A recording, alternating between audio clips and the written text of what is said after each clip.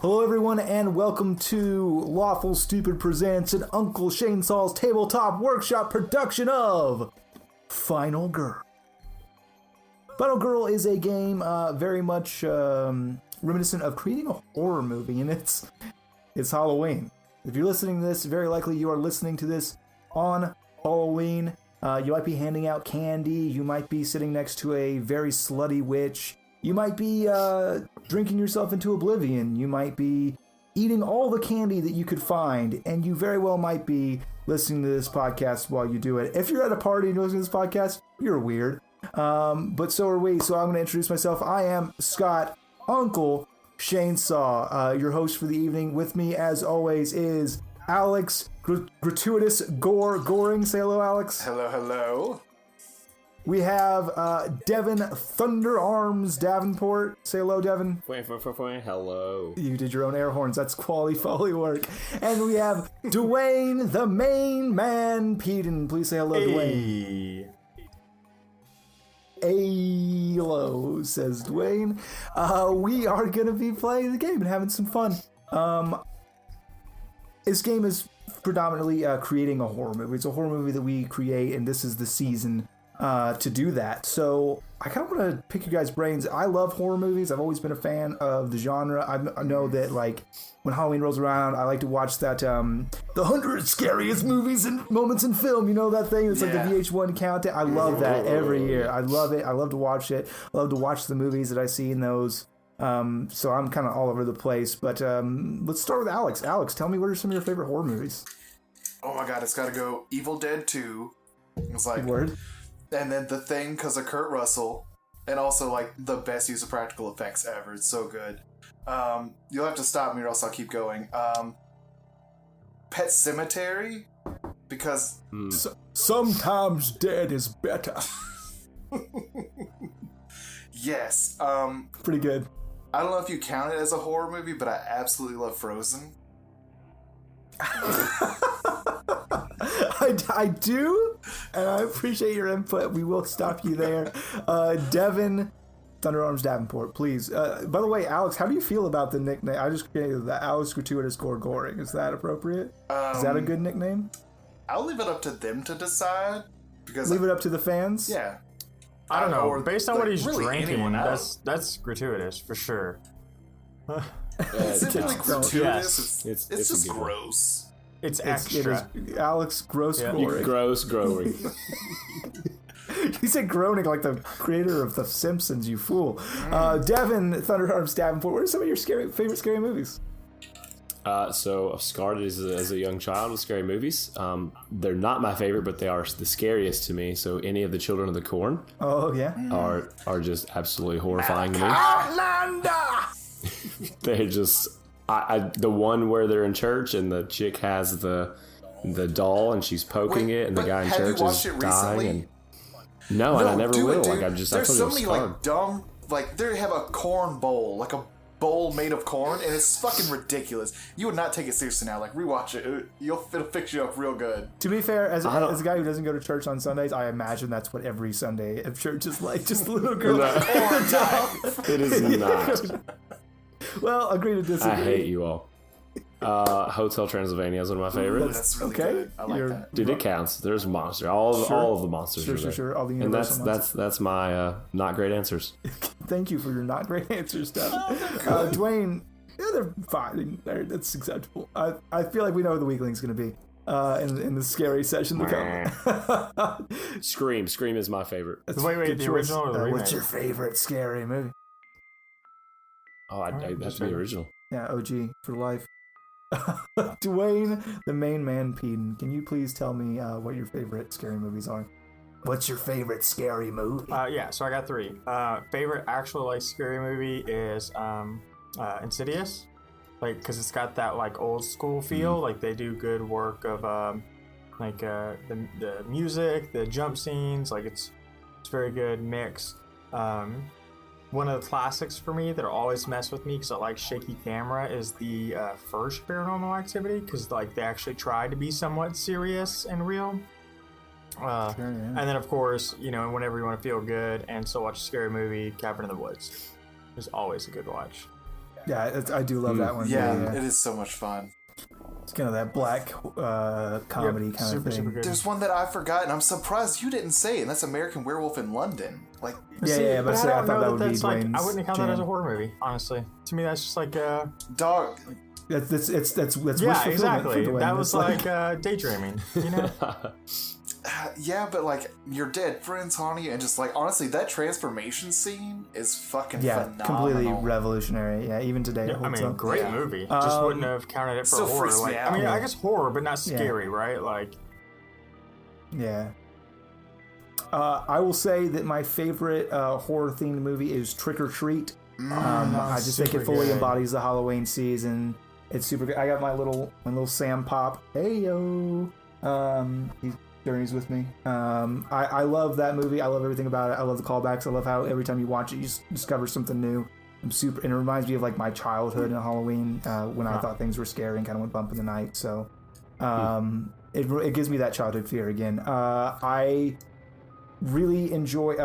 So these are the movies that genuinely have scared me, like movies that have made me feel genuine terror. Which is Psycho. The first time I watched Psycho was completely just blew my mind.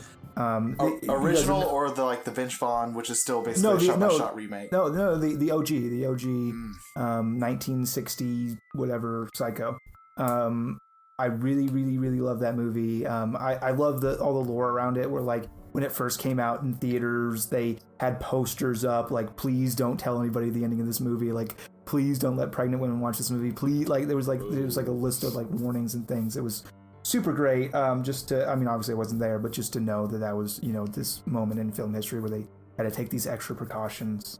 And then the movie, honestly, and this is not a typical horror movie, but the movie that has scared me more than any movie in the history of time, I watched it, I felt genuine dread, was Kevin Smith's Red State. Really? I've never seen that. Yeah, genuinely terrified me to watch. Because I just feel like it could happen. It's very much like a cult, like a very Westboro Baptist Church-ass Southern super religious cult that like are kidnapping people and murdering them. Yeah, I could see that. And they're like fully armed. They have guns. They have like a compound. The cops can't stop them. Like it genuinely gave me a sense of dread and terror.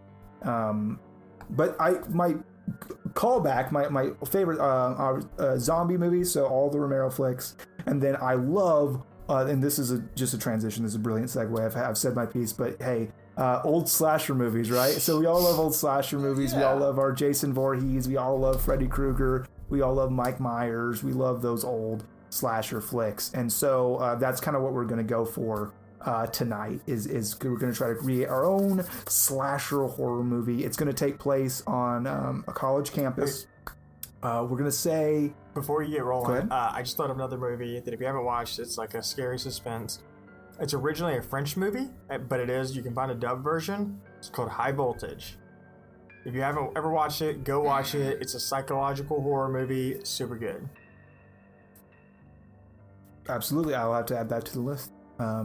Which, I mean, so as we're recording this, Halloween is in 2 days. I think this is going to release on Halloween, depending on how editing works. On Halloween, I'm getting the thumbs up from our executive cool. Production manager. You can add that to your resume, Dwayne. Yes, he's very excited. He's also eating delicious treats, which is another reason for the season. So he's giving me all these hand cues. It's kind of beautiful. I didn't know he knew thieves can't. So, I'll add that to the list. Got a big list coming up for Halloween. Gonna do a little movie marathon. I'll see about maybe... Because that's just what I'm gonna do on Halloween is just watch a bunch of horror movies. Maybe I can like... Doug, have you watched Rosemary's Baby? Of course. Of course. You should watch it again. So... It's pretty good. I love the special effects of the cheesy things. You can't stream the movie for like copyright and bullshit like that, but you can invite Discordians in. There is a Chrome add-in where you and Discordians can like use this add-in to watch a Netflix movie together. It'll like sync your Netflixes together. Yeah, I might do something like that for Halloween just because that's all. Cool. I ain't doing shit for Halloween other than that. So Maybe we'll do something. But we're going to create our own horror movie tonight. It's going to take place on a traditional college campus. It is a state school-esque party school kind of thing. We're not talking about Ivy Leaguers here. We're talking about What's the Matter You? We're talking about, that's the name of the school, is What's the Matter You? No, it's actually George A. Romero Memorial University. And that's gonna Are you? Got you. Got it. Garyu is going to be the name of the school. We're going to create some characters to kind of run amok there, and we're going to be presented with our villain. Our villain, just so you boys know and so the listeners at home know, our villain is going to be Jack O'Lantern is the name the police have taken to calling him.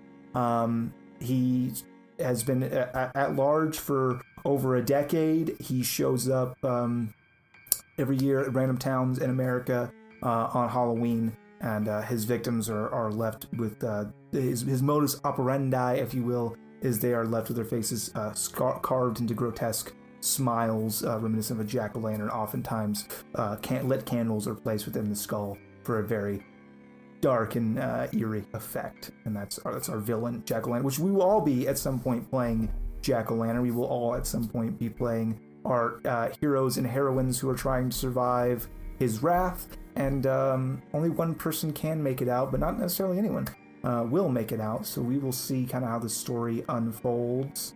And we'll go ahead and get started. Okay. So boyos, you should have something to write with. Mm-hmm. I have a computer. You have a computer to write with. That's good. And then I actually am going to use Notepad as well, I think. You just need to make 3 characters confirmed. Let me get. Yeah, we need to make 3 characters. We'll go in order, and we'll kind of go around. Yeah. Otherwise, there's just gonna be like 12 cocky jocks. Yeah, there's gonna be 12 cocky jocks, and we don't want 12 cocky jocks. They're all named Max Power for some reason. They're all named Dick Hardman. They're all named Pex Vanderhuge. Pex Vanderhuge. 1 second here. Do.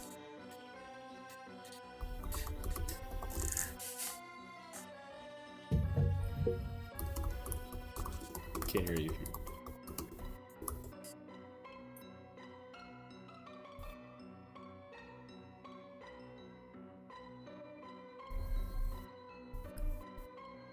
This is my podcast now, boys. As Shane deals with his. In fact, we have just murdered Shane. Computer. This is how it begins. He has lost his ability to vocalize himself. I'm the jack-o'-lantern now. This is how Lawful Stupid Your lantern ends. has been jacked. Well, wait a minute. This went from like a murderous vibe to like here, have a seat. Put a cantrip candle in his skull. The best part is Shane Barely. keeps getting more. Oh yeah.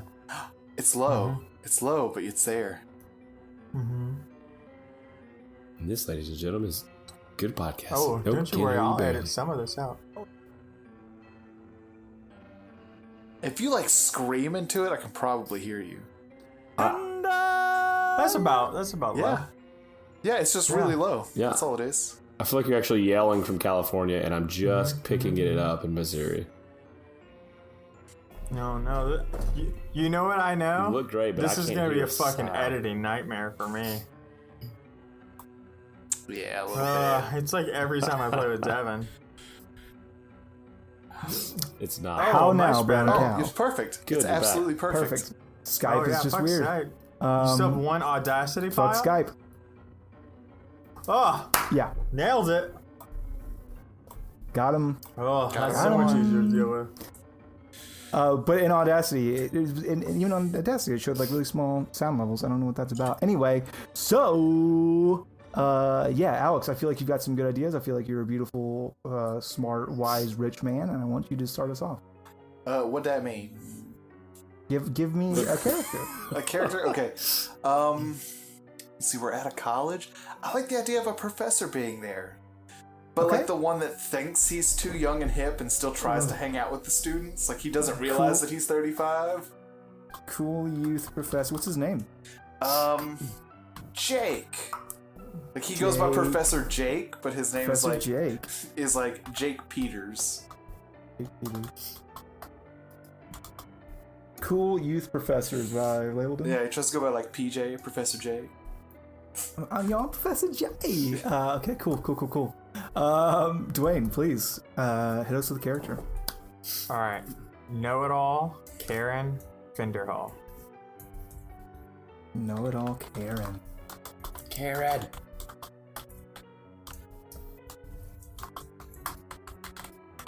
Perfect. Devin. We're gonna do Colin Vanderveen, the resident assistant. He's the RA, okay. All right. I'm gonna go with Dean Jacobs. Oh, the Dean. Dean Jacobs is there, and he is he's your stick up his ass, Dean. He thinks that his school is like a big academy of ancient learning, but it's not. Alex. I'm gonna go with Valerie Vanderville. Oh, V names, huh? Yeah, she's gonna be the vivacious vixen. And that's how she introduces herself to everyone. Like, roll call. I'm the vivacious vixen. Okay, let's I like alliteration. It makes language colorful. I'm good with it. Dwayne, please. So I'm gonna do Olivia Smith, and she is Olivia Smith, captain of the debate team. Captain of the debate team. Okay. I feel like put Treem. I feel like the George A. Romero Memorial University does not have a robust debate team. Dude, you're still the captain, even if you're the only person. You still can't. If you're the only person on the team and you've never won a competition. Please, Devin. Victor Vanderall, the visits too often dad. Oh, okay. Oh, he's Valerie's dad, huh? Yeah. I will go with I'm gonna go with Dick McHughley. And he is captain of the football team. Actually, no, he's the third string quarterback. Nice. But, well, we'll get into stuff with him later if I get to roleplay him. But he's the third string quarterback. He's the third string quarterback, and he's currently starting. Oh shit. Yeah. What the fuck happened to this team? That brings us back to Dwayne. This is your last character. Wait, now Alex, you next? Yeah. I'm sorry, Alex. This is your last character. Okay, last character. Okay.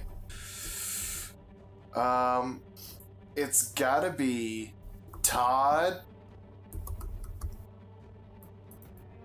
Not Smith, because that would probably be in relation to the debate key tactic. No, it's gonna be Todd. Which makes it weirder when they date. Merkel. Burnout. Nice. And then we have Dwayne, your final character, please. Lexi Vanderchuck. Co-captain. Vanderchuck. A lot of Vanders going on. Look, it's a well-known secret of this university that there's a lot of inbreeding going on. Lexi Vanderchuck, co-captain of the cheer squad. Lexi Vanderchuck, co-captain of the cheer squad. Oh shit, I was supposed to write down all of yours. Oh no. I didn't do that at all. Yeah. I'm gonna do a run through once we get done, so you just follow along. Devin, your final. Is there a reason why we don't use Roll20 to put them in? I guess we could. Anyways, moving on. Rager, in quotes, Adams. He is the resident party animal. Party animal, yes. And I was so dead set on having a janitor in here, but I can't pass this up, so I'm gonna go with Daisy Vanderchuck. Captain of the cheer squad. Oh, yes! Co-captain of the cheer squad. They're sisters. Co-captain. Yep. Are they twins? Yeah, absolutely. They are, it's yes. canonical. Co-captain, no co-captain. So she is captain. No, they're both co-captains. Lexi they're and both Daisy Vanderchuck, co-captain cheer squad. Lexi and for Gar's cheer squad. Oh wait. Cheer squad. What's the Right, team? Wait, what's school's the name is team? Gar's. I mean, it is the George A. Romero. Yeah, but what's their Memorial. mascot? It's important that we all agree on this now. Well, you know, it's going to come up in roleplay, and whoever says it gets to say it. Ooh. So I'm George A. Romero. George A. Romero, the father of the modern zombie. Oh, George A. Romero. Okay. So I'm gonna put this in Roll20 for those of you who just insist. So that's there, but also I'm gonna read it for the listeners at home. So our full roster is Professor Jake Peters, the cool youth professor, Karen Fenderhall, the know-it-all, Colin Vanderveen, who is the RA, Dean Jacobs, the stick-up-his-ass dean, Valerie Vanderville, the vivacious vixen, Olivia Smith, captain of the debate team, Victor Vanderville, the visits too often dad, Dick McHugely, third string quarterback. Dick McHugely. Todd Merkel, the burnout. Lexi Vanderchuck, co-captain of the cheer squad. Rager Adams, resident party animal. And Daisy Vanderchuck, co-captain of the cheer squad. God, I love this school. Where can I apply? Oh, I don't have a Vander last name. I'm fucked. Please, no, you can get one. Please send all applications to attend GARU to theboys@lawfulstupid.com. Go ahead and send in your admissions today. Oh, dude, Open enrollment yes. starts now. Can we build a template for people? You can, Devin. You can build that. I'll do it. I'm going to build a template and put it and see if do I put it on the website and for scholarships. Link in the description. So we have our roll of characters, which is cool. It's super awesome. And I'm going to go ahead and I'll set the first scene. So this is how it's going to go. We're going to rotate who sets the scene. So and we're going to do three scenes of just open, free role play, just to kind of feel our characters out, kind of establish some relationships, and just get things going. If at any point anybody wants to throw anything in about our killer, Jack O'Lantern, feel free to be like, and then in the background, in the distance, you see the jack-o'-lantern blown, like whatever you want to do. If you want to start setting that tone, if you want to start throwing things in the backdrop, feel free. Anything is open. We all have full license of this world. We can create things. If we say it, it becomes reality. But we're going to do that from the perspective of the characters that we choose. So I'll set the scene. It is Oktoberfest. It is Campus Oktoberfest. And some of the professors, some of the people, any of our characters are going to be there enjoying this celebration of the fall harvest and beer and bratwurst and that whole shtick. But that is the scene, and you can select any character that you want to play. Is there like an order in there, or just like first come first serve? Yeah, just pick a person. Doesn't have to be a person you created. It can be anybody you want. I'm gonna be I'll make it R.A. Colin Vanderveen, R.A. is Dwayne. Devin, who do you want to be? I'm going to be Victor Vanderall, visits too often dad. Okay, Alex. I want to be Rager Adams, party animal. And just to make things good, I'm going to be Valerie Vanderville, the vivacious vixen. Love it. Just get my dice ready. We haven't even done anything, and I fucking love this. Who are you going to be again, Dwayne? Colin Vanderveen. Colin? Yeah. Because I'm going to put down the kind of the voice descriptions. Yeah, that might be helpful too. Smart. I'm ready. Do we just start? Yeah, we're just gonna start. Honey, your halter top looks great, but it looks like you're showing a little too much of your boobies. Like, Dad, oh my God, I don't even need this right now. Yeah, look, you're better than that. You don't have to show yourself off to be loved. I love you. I love you too, Dad. I got you some new shirts too. I left them in your dorm room, so you don't have to worry about. We could go get one now if you want. But I know. I'm not cold. Sorry, you go ahead. Go ahead. I'm sorry, I interrupt. I'm not cold, Dad. I'm fine. I'm just trying to live my life, and I don't need you. You're hovering. You know how Mom always says you hover? You're hovering. I don't hover. I'm not a spaceship. Listen, I just love you, and I just know there's a lot of boys around here. You're a very pretty girl. And they will take advantage of you if you let them. GAU is a very dangerous place. I went here, alma mater, all 10 years, whatever. It's a very dangerous place to be. Dad, only 2 people spend 10 years in college. Doctors and dumb shits. And you're not a PhD. Listen, honey, we're not all as smart and beautiful as you. Sometimes it takes a little bit longer. We had you bumping the road. And I had to, spend my time jumping back and forth. Like, oh my God, Dad, you just said I was a mistake. I can't even handle this. I'm going to get a drink. And she I give her a hug. And she walks off being hugged and trapped.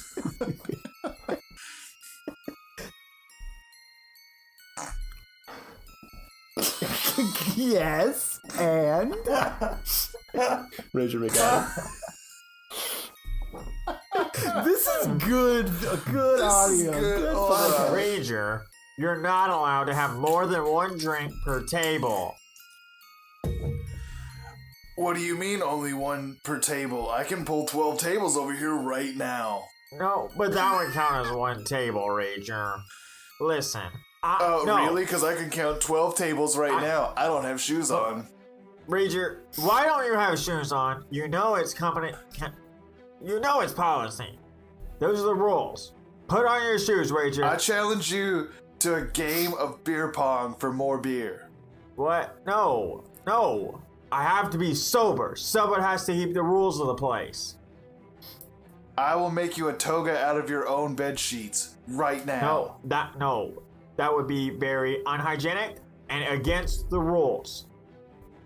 What rules? What rules say that you can't make a bedsheet toga and have a party right now? I'm doing it. I'm leaving. Oh no, I should get the dean.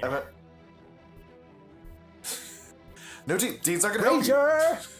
Ranger! Valerie? I need a drink. My dad is suffocating me.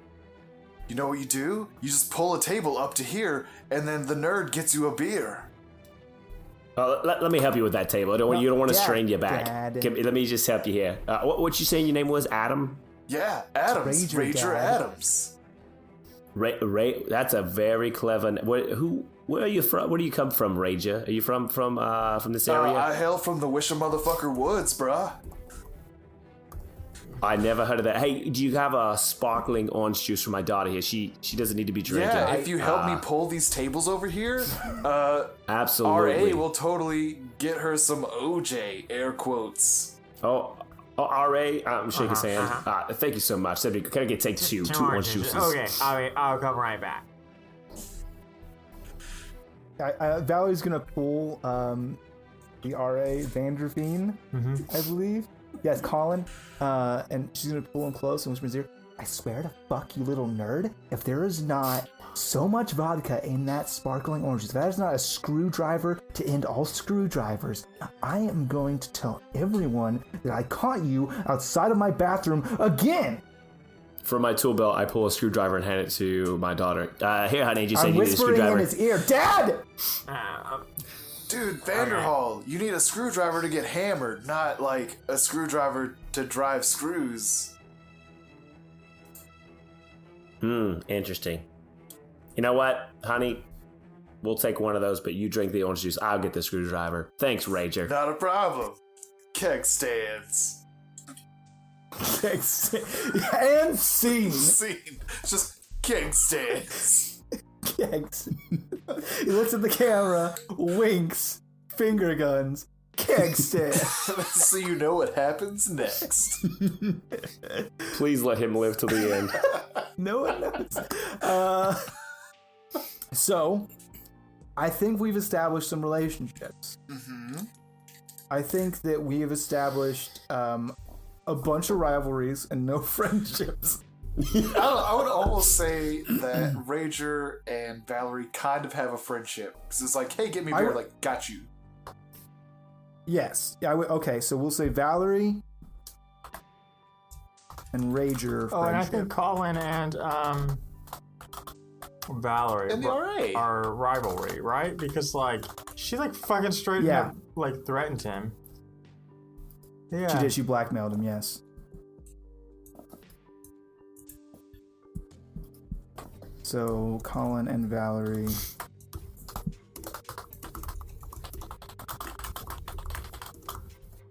Rival. And then absolutely, I'm thinking Rager and the dad. Oh, Valerie. I'm not sure what was going on with those two, and I'll let them decide. But I would like to propose to Devin that Valerie and her father have a rivalry. Yes, I would say that's very true. Valerie and Victor Vanderbilt rivalry.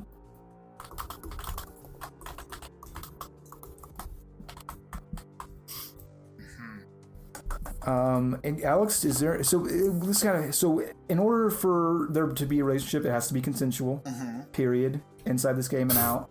And so don't laugh. And so if you think that there's one, you can propose it. So based on the character that you're currently playing in that scene.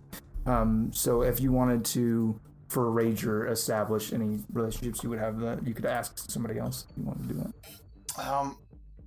Honestly, I think the only friendship would be with Valerie, but I don't think the other interactions were enough to call it a rival. Right. I think the RA was just doing his job, just like Rager was. Like, he's there to party. RA's there to keep it in line. That's his that's job. J-O-B. Party job. It is a full-time job. There's like a whole pamphlet and he doesn't even go to class. He's so busy. He's gonna go. He's gonna. Yeah, he's like flyers, a tourist attraction. Resident party animal.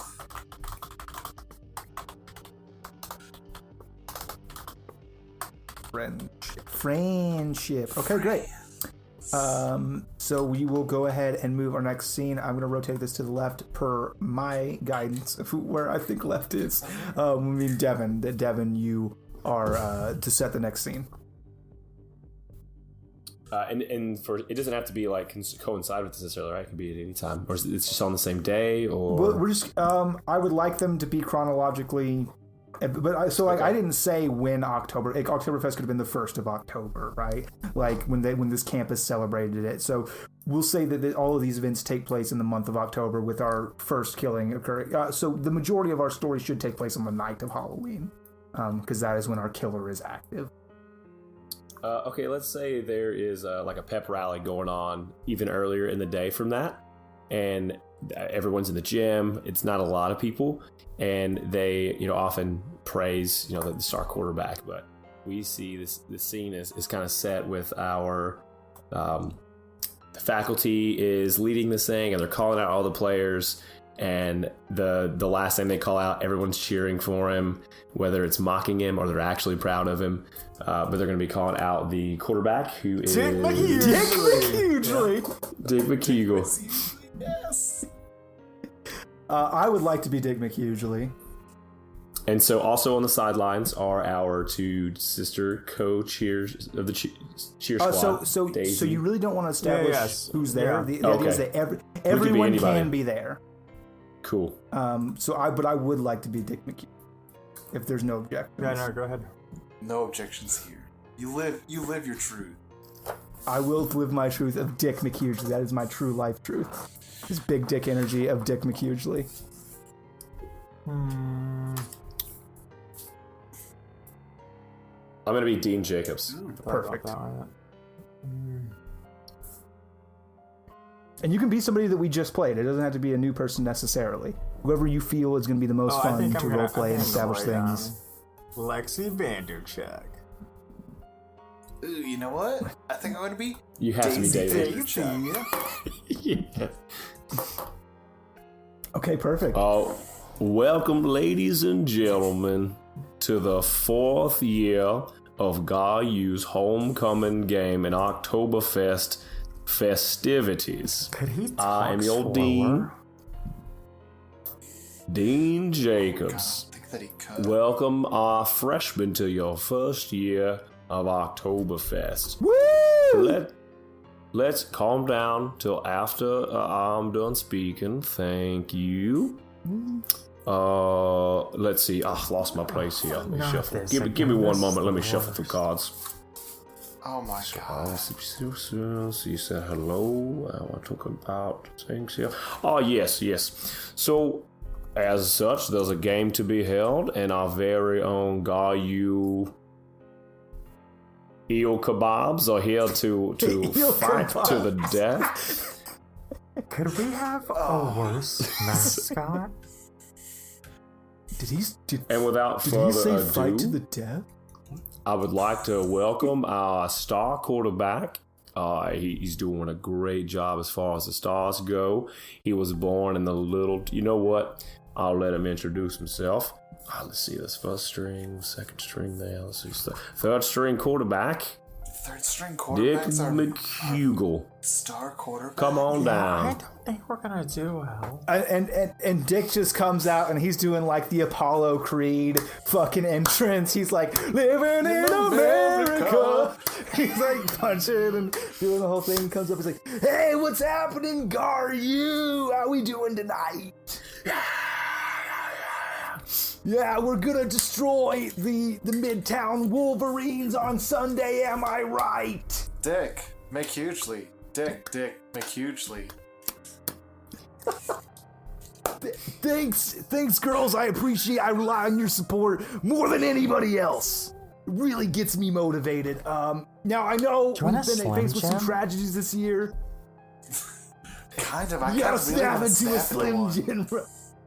We've been faced with some tragedy this year with our first string starting All-American quarterback, Dick McSmallDick, and our second string quarterback, Medium McMedium Dick. Both were in tragic accidents, couldn't have been avoided. Both of their kneecaps busted. Really just season-ending career. Nobody could have seen it coming. But I've been more than happy to step up in their place, and I think I'm doing a pretty good job.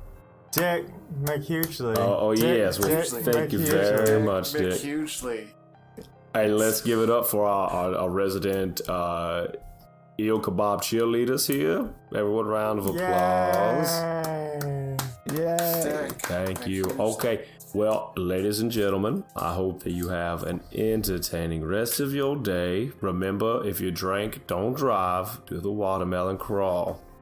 I'm gonna have to drink way more just to get through the day.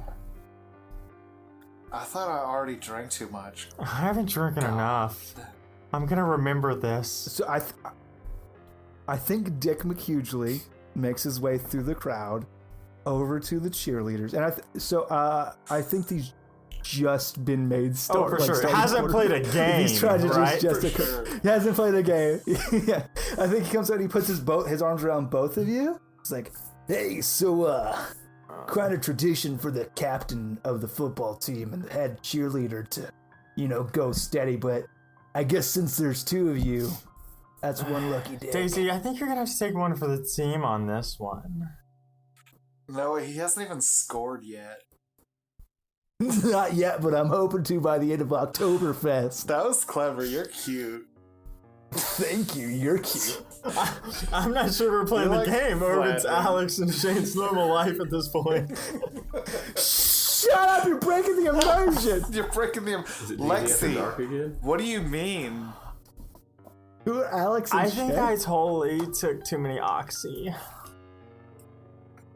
Oh no, do you need to purge again? Yeah, probably. Oh no. In the middle of the auditorium. That's Can fucking we get a cleanup gnarly. on aisle 3, please? Why are there aisles? It'll be okay. Don't worry. Yeah, it's fine. It's How do you natural. think we keep such tight bodies? That was the least natural thing I've ever seen in my entire life. Look, just because she doesn't Why want am to I swallow doesn't mean aroused? it's like not okay. Yeah. Dick. We have choices too. I prefer Dick. girls. That's It's called body autonomy. That's right. The lights in the gym shut off for 3 seconds. When they come back on, there are 2 pumpkins in the middle of the court with candles sticking out of the top of them and blood on the floor. Dick, I'm still not Dick, scared hold and me. not sleeping with you. I'm a little No, bit but, scared like- and also might not be sleeping with you, but I'm totally playing coy and will. Daisy, you're so bad. nice. Oh my god. Lexi, you know that like you're always the pretty Yeah, one. I Just let me know. have this. Let me have Yeah, this you dick. can have him. I'll take Tiny Dick. Ladies and gentlemen, this is not a very funny joke. I do not appreciate the defecation and destruction of my gym floor. The We will be defecation? researching who made this scene on my floor, and I will begin by interviewing you all immediately following Oktoberfest. Do you think gotta that's get how he outta talks here in before bed? that shit- Hey, baby, I'm gonna give it to you hard. Just all monotone like that? Gross. Why would you even say Oh, that? 'cause he's older. Ugh, Come like he's ever on. in bed. Yeah, he's Ugh. older though. He's probably got The like only things I like to say in bed are, "Go, Dick, go! You can do it! You're the best! Use your energies!" Yeah, I think we should go. why are there such big oranges over there? And why are there long That's gonna make a perfect screwdriver. Finger guns. scene? AKA the best scene in all of our podcast history. That's true. We're on top. We can retire now. We don't even need to finish this game. We will. We don't have to. It's by choice. I'm rotating as always to what I decided is my left. Devin's left is Dwayne to set the final. Getting to. Oh, actually, no. We should need to go through relationships. Oh, yeah. Relationships. Alex, I would like to propose to you. Oh, for sure. For sure. I know what you... Which one were you? Daisy. Daisy. Yeah. Valerie, right? You were Daisy. Daisy. Yeah. Daisy Vanderchuck. Loves dick. Daisy. Daisy And Vanderchuck. Dick. AKA, that's the graffiti everywhere. And Dick McHugely. Our screwing is the technical game term, and if we could all stick to the technical official game terms, I would appreciate that. Got you. I wanted to get Dick and confused. Daisy are Oh, they screw love around this guy. person. They love that person. Dick and Daisy are screwing. Yes. I also think that obviously Daisy and Lexi are BFFs. Oh, for sure. Okay. That could have gone either way, and I'm glad that it went the way that it did.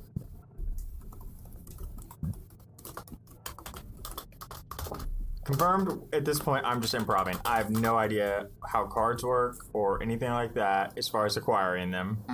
You shouldn't. It's fine.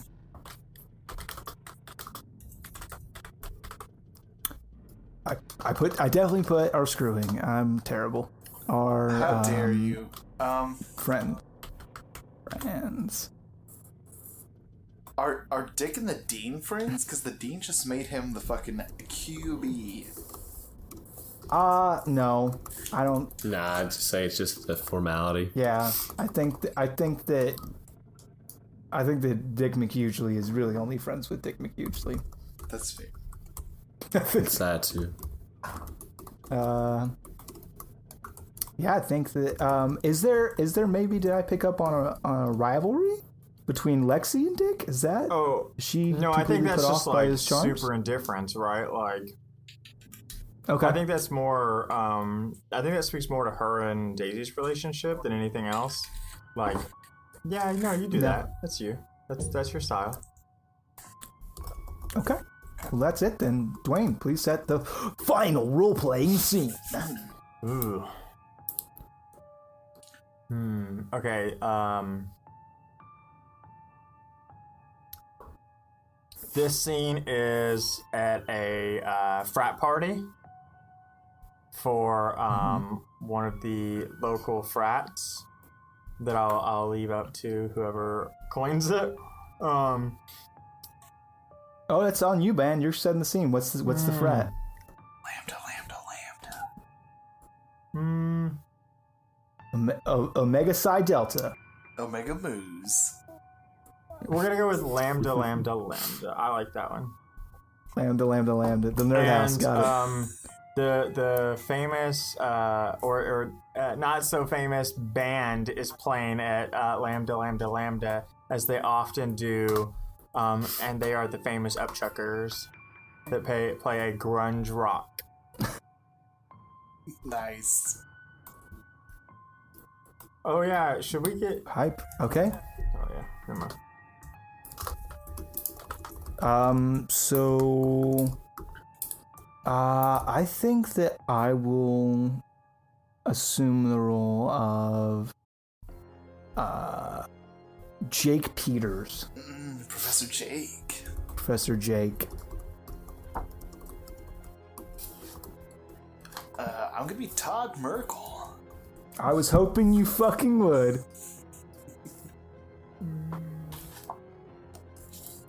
To Jake. Todd Merkel. I'll be Olivia Smith, captain of the debate team. Saucy and different. Who hasn't been played? And once again, you can pick somebody who's already been played. It's not against the characters. Yeah. Then the last one is Karen Vanderhoff. This is not her voice because she's never been in here before. I love it. But a little Irish at the end. With a little Rowan. Look, I can't nut. I'm drinking, and also I just am Rowan. I also can't nut when I'm drinking. Yeah, I think I'll just pick Karen. I don't see any other people we haven't played. Yeah, I think that's pretty much it, right? Because we've done 4 times. Alright, yeah, I'll be here. Yeah, can't hear Vanderhall would be the last one. Cool. Cool.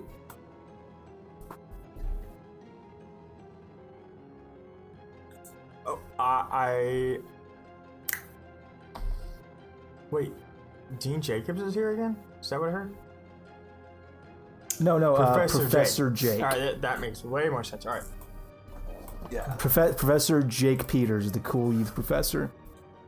Listen, Professor Jake, I don't care what you say. Nobody thinks philosophy is interesting. And certainly not your silly ideals about Plato's grand ideas about heaven and hell. Yo, boo, here's the situation. We all know that your main man Calvin, your main man Hobbes, they're here. They're here to debate what the nature of human life's all about. And if that ain't groovy, I don't know what it is, boo. I don't think you know what... No, you don't know what groovy is. Why are you at a college party again, Professor? I got my finger on the pulse, girl. You know, I'm down with that zeitgeist. I gotta know what the music is happening, you know? I gotta know what's going on with the kids. That's how I'm gonna reach you in the classroom. Immediately walk away and go to the Burnout, who's the closest person. And just... I'm also the bass player for the Upchuckers. Perfect. I go over. Yes. So you're gonna play soon, Todd? Yeah. Sorry, just getting away from Professor Jake. He's super creepy. What? Professor Jake's like the coolest. Turn up the volume! Yeah, DJ, let me hear it! He's like so dated, it almost like circles back to relevance. But... Oh, look at this team! We're gonna do great! I was just about to ask you to say that. That's what he said. That was him during the pep rally. Look at when they bring the team out. Look at this team! We're gonna do great! Nice. I don't I don't think so, Todd. I think he's just kind of weird. But, like, his energy, though. Like, just look at his... Can't you see his energy? It's like a gold... He's just over here, like, dancing aura. by himself. I think she looks at... It's like an awkward gold aura. I think she looks at Todd, who's a little, like, spaced out, and him, who's like... Okay. I'm gonna go get a drink. Right. Can you make it 2 and bring me both, and then you make you a third one? No, Todd. I'm just gonna go get me a drink. Whoa, but like, I'm gonna play you music. You're gonna play everyone music, Todd. But this one's like specifically to you, Carol? It's Karen. Vander? Yeah, Karen Vander. I'm getting a drink. Vander. Yeah, make it 3 drinks. Thank you, Carol. Yo, is that... I'm gonna... Oh, go ahead. Yo, is that my main man Todd right there? Is that PJ? Like... Yo, you know it, brother. How you doing, man? I play a lot of music, but you're still my favorite song. Oh, PJ, you're like... out there. Yeah, you know it, man. I'm way gone. Hey, man, so you gonna slap that bass tonight or what? Oh. Yeah. I'm gonna slap at the bass. Hey, I'm gonna bump into Karen as Olivia. How? You're here. Hi, Olivia. Listen, you know it's a condition. And yet, you still don't know what the name is. You're just mad because I'm captain of the debate team and You're the only you person out. on the debate team, Olivia! Still does not change the fact that we Who voted is you we? out. If you want to There's debate one about person. that, we You can. can't say we if there's one person, Olivia. It has to be more than one person. in the event of a tie. Would you like to debate about it? All in favor, say aye. Aye. Oh, the ayes have it. You lose. I think she just like downs the nearest drink. Doesn't even make one, just finds a cup and drinks. And Olivia talks to herself a lot. We don't even need her. She's so crazy. She thinks she's better at us than everything. Yeah, strange. You are strange, Olivia. Hey, listen. My dog, Todd. Peach. I've heard some rumors, my main man. I've heard that sometimes like the smoke of the gun. Peach. I think sometimes is like really underplaying how much me and Mary Jane like waltz. Now listen, I'm cool with the weed. Listen, like when I was your age, I used to smoke weed every day. You know what I mean? Yeah, I know. You want some? Yeah. Well, no, because I'm actually here to tell you that I think you're like totes max bright, my dude. Super talented. I don't want to see you, waste your life. So like, I got some pamphlets, some Mad Pams. Whoa. You know what I'm saying? Rough McGruff, like right now, Chicago, Illinois, 60652, like. 60652. Yes, you know it, my dude. You're there. You should play that one on stage later. But right now, I got these Mad Pams. I check them out. Maybe people seem to listen to you. Maybe you share them on SocialMed. Maybe you could do a photocopy, share them on SocialMed, and get the word out that like you can get high on the music, man. You don't need to be smoking the devil's letter. Peach, are you like looking out for me right now, dude? I care about you, my dog. Are you like looking out for me right I'm now? looking out for I'm looking out for number one, and that's you. You're number one, my dude. Olivia's next to the punch bowl and she says, Would you like another drink? And the guy who walks up looks at her and says, No, I'm good. And she goes, Ew, we weren't talking to you. I think Karen grabs up 2 drinks just off the table and walks over to Todd and goes, Here's Todd. Here's your 2 drinks. 100%. Carol. Hey, You're it's like great the to see you best. again. Yeah, mixed feelings about where I am, but you know, better than over there with the Olivias. See, Peach, if you were a real dude, you'd have brought me 2 beers, like Karen did. And now talk to me about the dare to care. What's that behind your ear? And I snap my fingers behind your ears, and it's a chocolate coin. Dude, are you Harry Potter? Shit, man, I might be Voldemort himself. He who may not be named. What?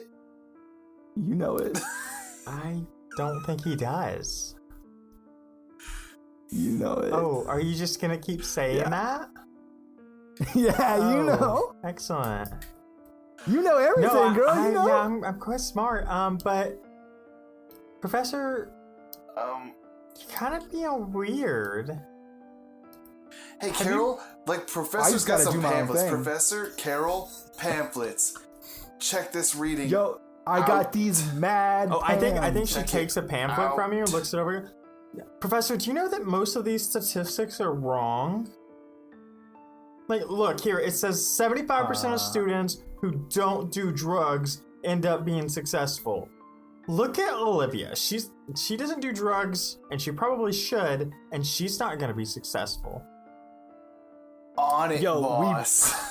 We both know Olivia's been prescribed more drugs than anybody in this house. If she would take them, she Olivia. might be successful. Do you not do drugs?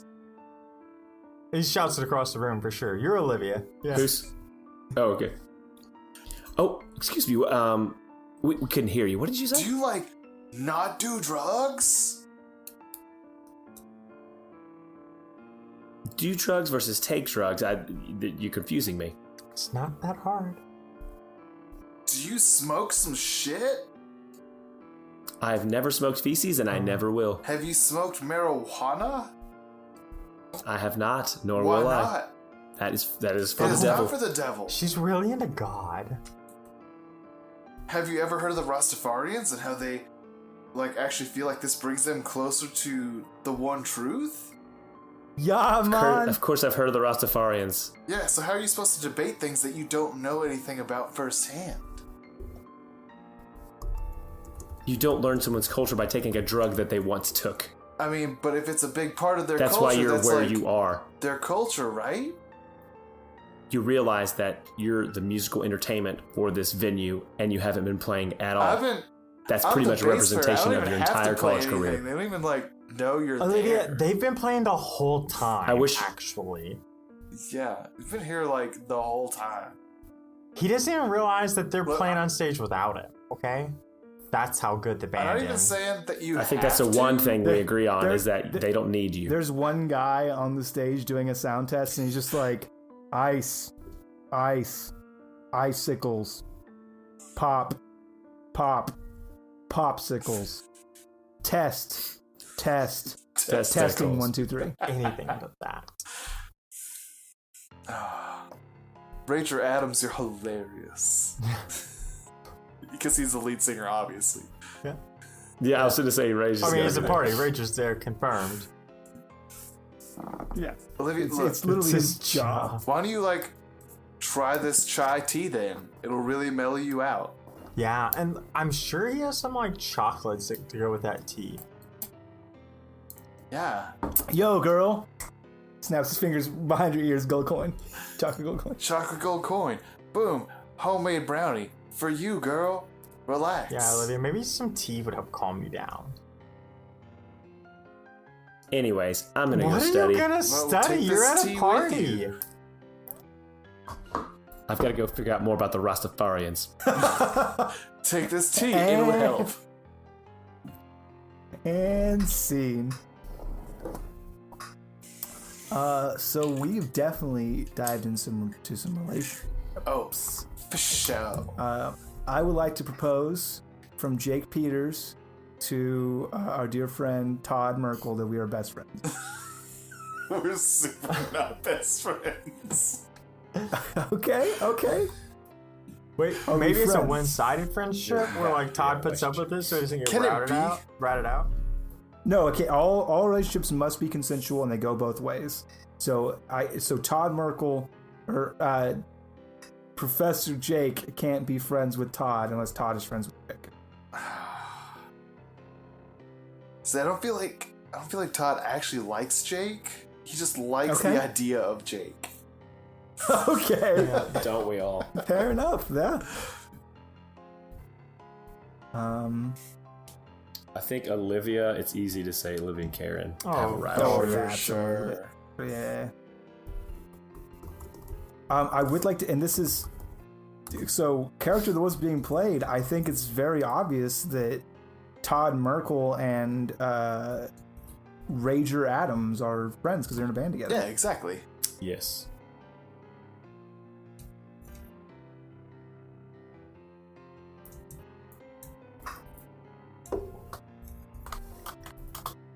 This is a good time to bring up that we are being sponsored by Leapfrog. Rager. All this content is... Leapfrog? Yeah, we're being sponsored by Leapfrog. It's going to be in one of those little cartridges. I guarantee you're going to like the way that you leap. You're going to love the way you are hooked on phonics. That's a totally different thing. Fuck. Val and Valor, no? This podcast is brought to you by a mixture of whiskey, Jägermeister, and vodka. The more you drink, the better it tastes. And that's not things that we're all individually drinking as a unit. That's just things that Alex is drinking mixed together in one bottle. Yeah. All that right there. So dark. So not good. Drank almost all of it. It's still not good. It's better. Better than it was. So we've established one rivalry. We've established one friendship. Anybody else want to try to throw anything out there? Or?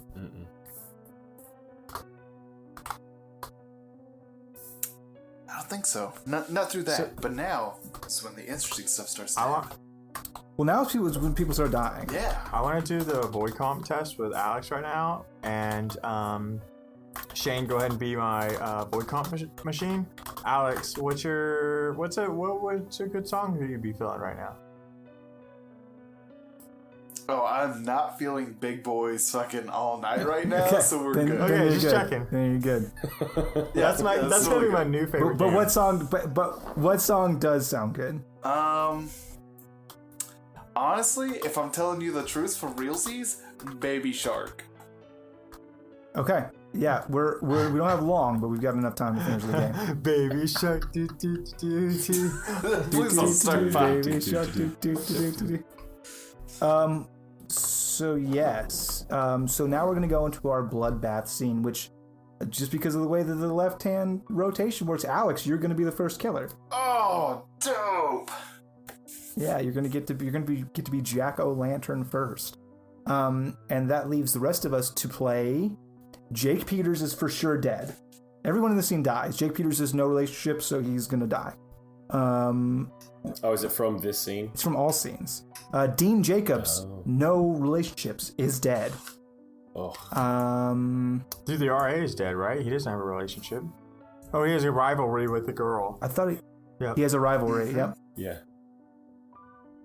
I think that everybody else has. Well, no. So there has to be 3 people, and 3 people have to die. Okay. So Dean, Professor Jake. So it's got to be somebody with one relationship only. That's a lot of people. Which is a lot of people, and I am gonna go ahead and call it because I'm gonna pick this person, and I'm gonna be them, and it's gonna be you guys can fight amongst yourselves about who's gonna be Jake Peters and who's gonna be Dean Jacobs. I think that it should be Dwayne is the Dean and Devin is Jake Peters because Devin was already the Dean once. Cool. And then I'm going to be Karen Fenderhall because I like her the least. Oh, okay. She only has one relationship. She doesn't have much of a premise. Yep. That's fair. And so the other person on the chopping block was Olivia, but at least she has split personality disorder. That can work out in her favor. And that's interesting. Yep. Yeah. So I will take on Karen. Are you guys good with that? With Dwayne's the Dean, Atlas is Professor Jacobs. Atlas is Jacobs. Sorry. Well, for some, I put Atlas voice slow. Beautiful. That's what I put to Atlas. And then, Alex, you do get to set the scene. I will set the premise that all of the killings take place on Halloween night, so that it is now Halloween. But you set the stage. You tell us what we're role playing, and then we'll role play. And then as we go on, as we role play, whenever you say the word, in this scene in particular, we're dead. Like, because there's no cards, there's no chance to survive. These people are all going to die. But you get to decide when and how we die. Okay. So, and it's Professor Jake, Dean Jacobs, which worked out in a weird way, and then Karen Vanderhoff. Yeah, and so we are the three people that are going to die in this scene. We are not necessarily the only three people in the scene. So you can get everybody together in one scene, and maybe we discover the deaths, and then that's how we know there's a killer on the loose, and so forth it goes. But we are, all three of us have to be in this scene because we're going to die. All right, so scene is Halloween night, campus-wide Halloween party. All fraternities, all sororities, all clubs involved in some way in an almost like Greek games-esque situation where there's like beer pong happening over here, and then maybe like an intellectual debate over here where the drunker you get, the harder the questions are. And just everyone's there. That's the scene. Spread out. Professor, you really can't be looking at the girls that way. Hey, he's cool. You just checking it out. He ain't married no more. He a widow. He's cool. Professor, I'm talking to you. You can't look at the girls. Oh, I thought you were talking about the dean. He looks at the women too. He is the dean. Oh shoot! See, I had a little too Have much you to been drink hanging out with already. Todd, Professor? I've been trying to help that dude out. I just want him to succeed. You know what I'm saying? Go somewhere, do something big, and then remember me when it happens. He's going places, Dean. He's going places, and we're getting him there. Gar-U is getting him there. No, I don't know that those are places we want to go, Professor. Success? You don't want to chase success, my Dean? My Dean. My Dean. He can't die now. I refuse. He's got to. It's too late. I'm gonna miss you. I gave you opportunity to have a relationship with Todd, and you said no, so now he dies. Fuck. This is your fault. Listen, it's your job to keep things tame tonight. Make sure everyone is above board. Man, you know what I've been doing? I've been sending around Karen. She kills all the buzzes. I just send her to all the houses, have her looking for some person that don't exist, and she gets in there, and everybody just leaves. Everybody's going home. It's going to be a successful night. That's ain't nothing going to happen. Plan. Guaranteed. Good job, Professor. Speaking of, watch this. Hey, Karen. Yes, Professor? Yeah, I just want to tell you that, did you find that guy we were looking for? Yeah, I found him. He was bobbing for apples. Oh, okay, look, that's the dean's grandson. Go get him and find us again. Okay. Any questions? No, I don't. What? I mean, I was kind of trying to, cut loose a little bit, have some fun tonight, but that's fine. I'll just do whatever you want to do. Come on, Karen. You don't cut loose. Yeah, Karen, that's my grandson. Can you just take care of him, please? Yeah, that's okay. And she wanders off to the bottom. He looks back at the apples. professor. I don't have a grandson. I know, Dean. That was the point. Good job. I didn't think you would fall through with that. I thought for sure you would wrap me out. I had one, and then realized I don't. Good goof, Professor. That is equally surprised and sad at the same time. Do you that you don't have Obviously, Karen dies on the search. So Karen goes to the bottom for Apple Station. She's looking for a young man, which doesn't help her out a lot. She's looking for really anybody who bears a resemblance to the dean. And she's kind of going through, and she's kind of milling about. So if you would like to strike, you may do so. I super want to strike, yeah. It's like the perfect time. A wild and goose chase. What is the manner in which you strike? Deadly. Excellent. Solid. Let me find a sound effect for deadly. You can make a suggestion. So I have teed to you up. drown her in the bobbing for apples. To drown her in the bobbing for apples. If you would care to do so. Yeah, I'm gonna do that. Hold on, bobbing for apples. So describe it with your word. Please paint us a word picture. Oh, I didn't know if like the cards came into play now. Otherwise, I have no idea what the cards are for. No. They come into play in every scene after. Oh, every scene in the bloodbath, after this. everyone is destined to die. Everyone is going to die in the bloodbath scene. It's gonna happen. Oh, gotcha. This is what keys us off that there's a killer on the loose. This is how it starts. And there's a bloodbath scene. After this, people can fight to survive. But these three unsuspecting victims are just for sure dead. Yes. Gotcha. Alright, so as Karen goes to check all the fucking bobbing for apple stations and gets a little too close to one, Jack-o'-lantern appears, dunking Karen's head into the water and holding her down. The sound of the party and Todd and Rager Adams' band fucking killing it on stage. No one can hear the muffled cries of Karen. Slowly the bubbles stop, and Jack-o'-lantern disappears into the night.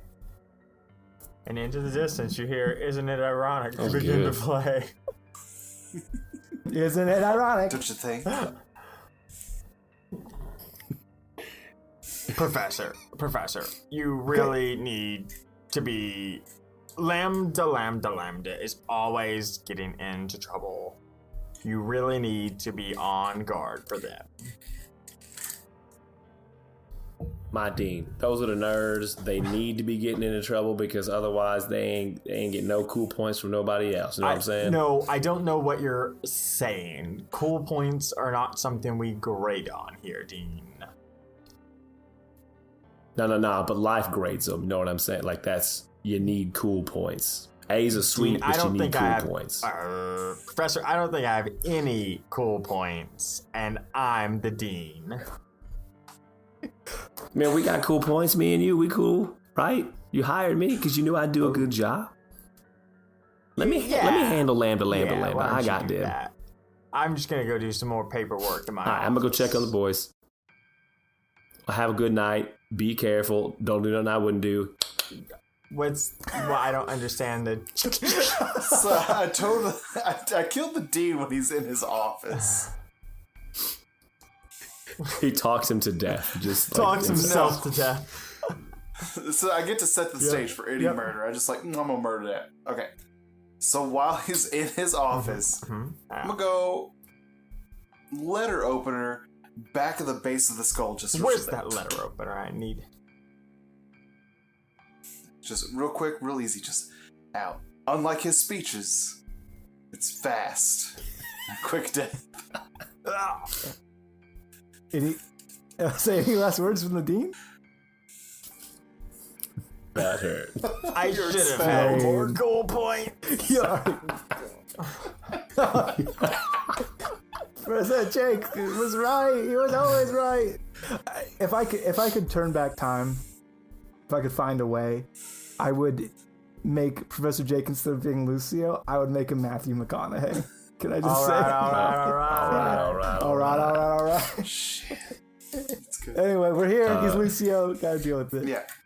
All right, so now he shows up at Lambda, looking for people. He just finds the nerds. Yeah.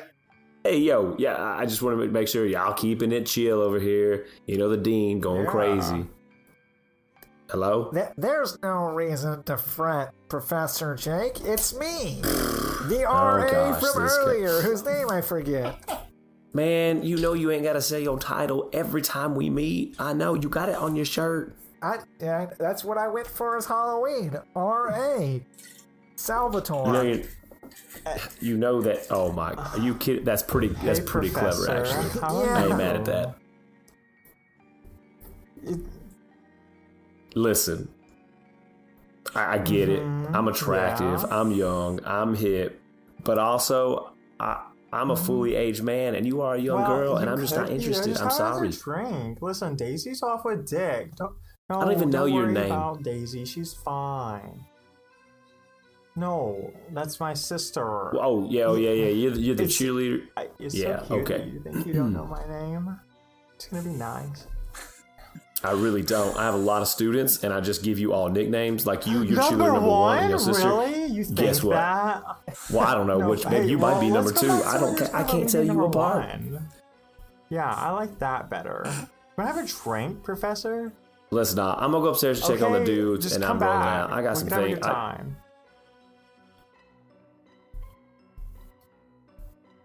just stare.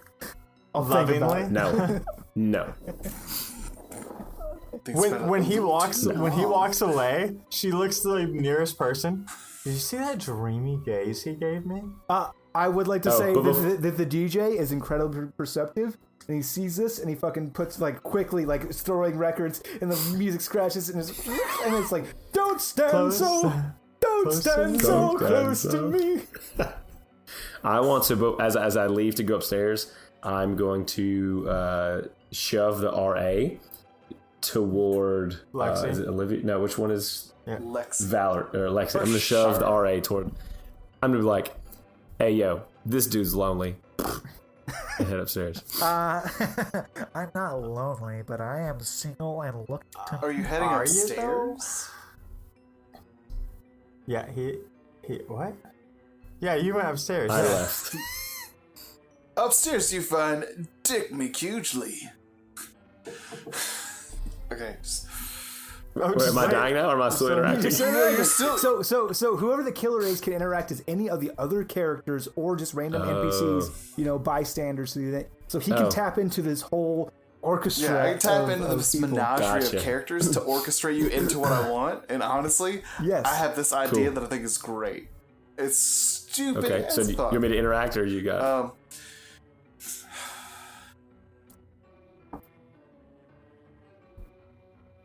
It's Randy Savage. Professor Jake, what you doing up here in the upstairs? Yo, dude, what's up, man? Congratulations on third string QB. That's big time now. Professor Jake, listen to the words that I'm saying here. You need to leave. You're a real mood killer. Nah, man, that ain't me. You must be talking about your RA. That dude is a mood killer, not Sam. He's a mood killer, but you need to step out this fraternity for sure, bruh. Yeah, man, I just coming to check on you guys, make sure you're chill. You know what I'm saying? Not too chill. Too we crazy. Don't need a dad here tonight. You need to take your old ass home. I ain't no dad. Okay. You're getting a little offensive, man. I'm just trying to take care of you dudes. Make sure you don't get anything too crazy. There's nothing more offensive now than you're starting to step on my dick, which is what I'll tell the police if you don't leave right now. No one ain't gonna believe you, you Randy Savage sounding sounding believe me, I'm the star Man, you are a star that has burnt out. You ain't nothing about you a star. I'm about to star in the film of getting your ass kicked out this window. Yeah, that movie going nowhere. Rotten Tomatoes gives it a 0% because that's Nobody how good it is. listens to Rotten Tomato anymore. What do you like, 1,000? We all listen to IMDb. Yeah, okay, listen, Tanya Harding wannabe. The only reason you even in this thing is because your boys got you kneecapped. I know who did it. I ain't dumb. But you know what? I'm just going to take this out here. I got you. You drunk. You had a little to drink. Give it benefit of that doubt. Benefit of the doubt. And we'll see you next week. I like that. Don't do that. That is offensive to literally everyone. Literally everyone, he says. Okay, my nephew plays the mocking game. Got you. I got you. Like I'm out. And I'll turn to leave. Do you leave the house? This episode is sponsored by the Hunger Games, Mockingjay, and Randy Savage, Slim Jim. Also the WWE. Yeah, it's right. And Leapfrog. I'm turning to go outside. Yeah. So this is where you die, and I'm gonna run you over with a golf cart, like a security golf cart. Someone put a brake on the pedal. And then you hear the dad. Oh, sorry. No, the dad's not the killer. The dad's not the killer. He's the one actually distracting the security guard while I steal the fucking golf cart. So really, I want to make sure my daughter is safe. Go? So let's talk about it. How safe can you make sure my daughter is? Security safe, His man. daughter's like making out with Rager at the party. How safe can she be? For sure. For sure getting double dicked by Rager. Bye, Rager. That hasn't been played out yet. Sorry, I'll talk about it later. You don't have to. But it's my turn to we can roleplay. spoil that one. So, do you have any last words as this golf cart's coming at you? Professor Lucian. Man, this gonna hurt real bad. Okay. So, Alex, if you would like to finalize the scene, if you'd like to wrap it all up in a bow for us. Yeah. First, I would like to take it and then loop, swoop, and pull that bow. Mm-hmm. Yep. And as the golf cart careens over the curb on top of Professor Jake, smashing his head into literally 4 pieces, and then driving off into the night. Mm-hmm. The golf cart's the bad guy. It's a Christine-ass golf cart. Haunted by the ghost of Jack O'Lantern. Okay. And so it goes. We are going to go into regular play scenes now. So the killer is going to rotate to the left, and then you will, select 3 characters, and that is pretty much it. We will go the killer who's I'm gonna actually very odd here, but perfect. I will be the first killer for regular scenes, and I will kind of go through what those kind of look like mechanically. But I will set the scene as it is.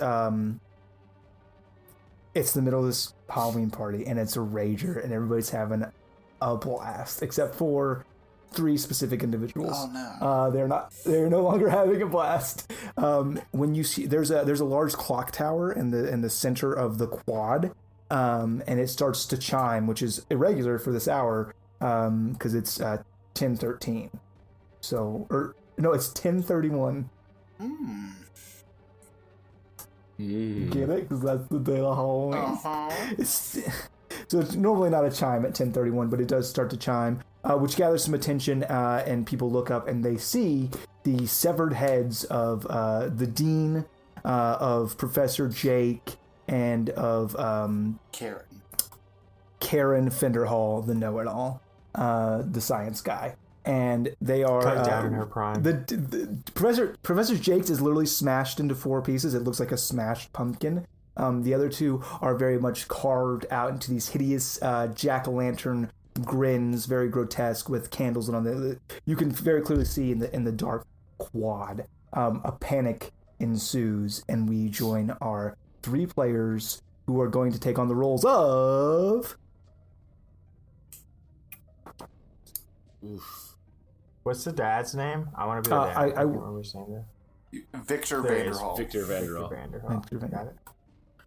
Or Vanderbilt. Vanderbilt, that's right. Vaudeville. Who cares? Oh, I think the dad says Vonderville and the daughter doesn't. Honey, it's Vonderville. I'm going to be Rager Adams. Perfect. And I will be Colin Vanderbilt. Colin Vanderbilt? Okay. So Vanderveer. He's not related. He's not related. There's so many V names here. God damn it. Well, I love it because the drunker yourself. Alex the harder it gets for him to ascertain the difference. So I will remind you guys. I'll remind you guys of this. So it is important that you play don't play to win. So some people say playing to win in this game would be like either one of your characters you created or your favorite character just doing whatever it takes to make sure they survive to the end. You should play to the spirit of winning, which means that you want whichever character you're playing in an individual role to survive the scene. That is your inevitable goal. So please play in that spirit. And you can go ahead and draw your cards and roll 20. You're going to draw 1 card plus 1 card for every relationship you have, even if that relationship is with a dead person. Okay. Sure. Any relationship that you have, my you relationship or the character I'm playing? Like the character that you're playing. And he's only got 1. And then new relationships can change. relationships can be developed. Relationships can do whatever is during the course of play as is natural. So you could have two people that are rivals, but then they see a guy get killed and they say, okay, we got to band together and let's be friends now because we had to survive this. Or you could have, somebody who does some shady, some witnesses and now they're rivals. Or you could just have relationships be completely dissolved. Like people that were screwing are obviously not anymore because they hate each other because, I don't care. So, I don't fucking know. But relationships can change. They are flexible. And I will say that I think we did develop a relationship last scene that we didn't touch on, which is that Valerie Vanderville and Rager Adams are fucking. Screwing. Sorry, let me use the technical name term. Screwing. Wait, how did we hit that last? Does anybody have any objection to that? Where did I miss there?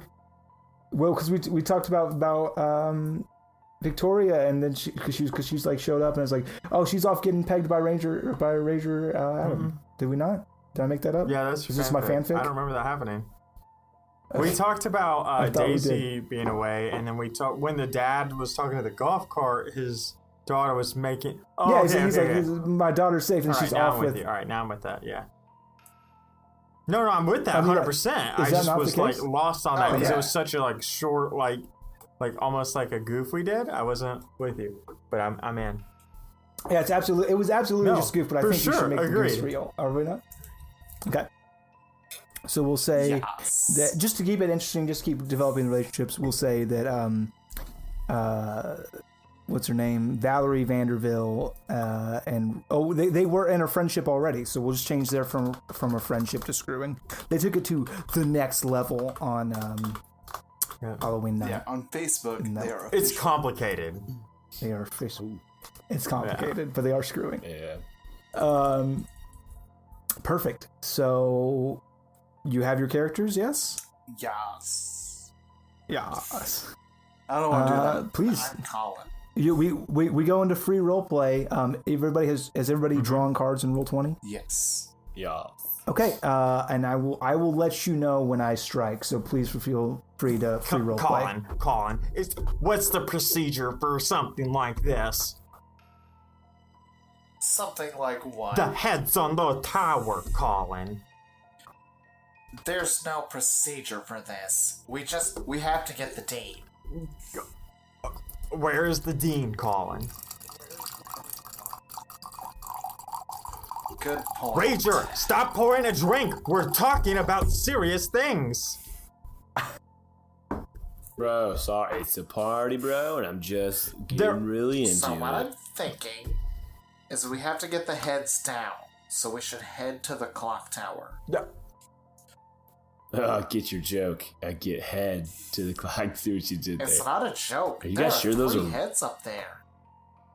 Bro, those are not real. Those are totally real. They're Rager, not. Listen, I've had a lot of life experience. Those are real heads.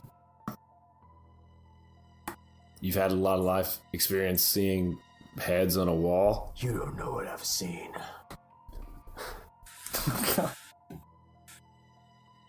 Alright, dude. I'm definitely heading up there to get those heads down. Nobody needs to look at those on Halloween. It's just depressing. Even if they're not real, who would want the dean dead? Alright, Colin. It's a good idea. I'm gonna find my daughter. I think we need to make sure she's safe. Rager, you wouldn't happen to know where she is, would you? Now, chicka wow wow. Puts his hands behind his back, crosses his index and middle finger, says, no. Alright. Maybe I just kind of look around for her. Colin, let us know what you find up there when you get those heads back. Oh, well, I need your phone number so I can text you when I'm up there. You're the closest thing to I got it. It's 1-800. It's 1-800 stick in the mud. 1-800. That's too many numbers. That's too many numbers. Nah, bro, it's like STKNMUD. Oh, okay. I got it. I'm gonna text it real quick to make sure it's real. Yeah, go ahead. 1-800 STKNMUD. People are gonna really call that number now. I just got billed for 2 minutes. No. You got the right. Yeah, listen to the whole thing. You got it. I got it. Okay, I'll be right back, guys. Thanks, Colin. Colin, I got bad news for you, my dude. I'm going to need you to beat my card as I strike at you. Oh, shit. My card is the King of Spades. My dude, I can't. You cannot beat the King of Spades? I cannot. What relationships do you have? I just have one. What's your relationship? Sorry. No. That I fucking hate Valerie. She's a dirty fucking whore. Yeah, nobody's gonna bail you out then, so that means I'm striking you down. Oh.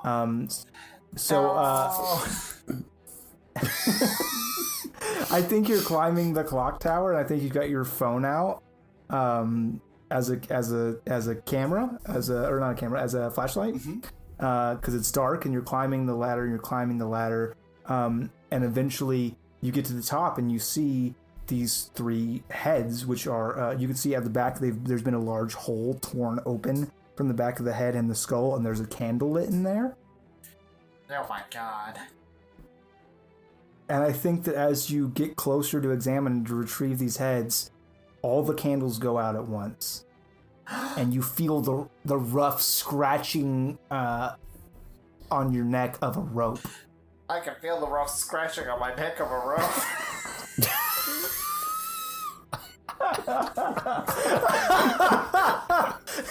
God, I feel like you would say that. Yes, he would. And I feel like you are being dragged backwards,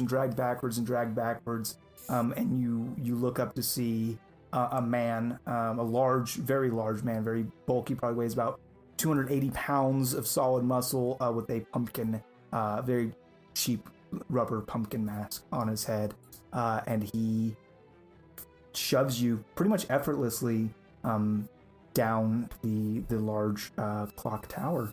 And as you're falling, I would like to give you the opportunity to text whatever last message you would like to whichever contact you would like to text it to. You've got a few seconds before things go like real the bad. 1-800 stick in mud is like all I got. So I'm just gonna text it like jack-o'-lantern's here. And then everyone else hears ding ding ding ding ding ding of a bell ringing as your neck is snapped and you are left very dead. Snap. And because someone died, we can end the scene. That easy. Oh. You are dead now. And so the next scene proceeds immediately, and the killer rotates to my left, which will be Devin. Yes. All right.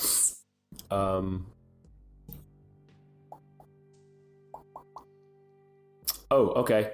It is after school, still daylight though. There is a study hall going on.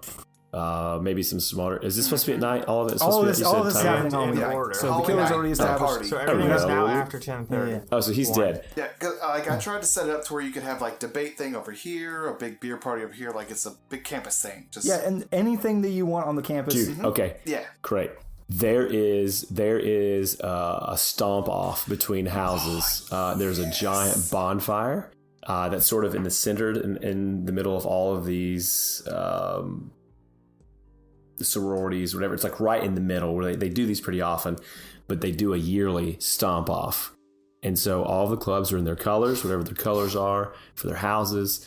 They've practiced all year and they're just stomping that yard. So there's a few things that are worth mentioning.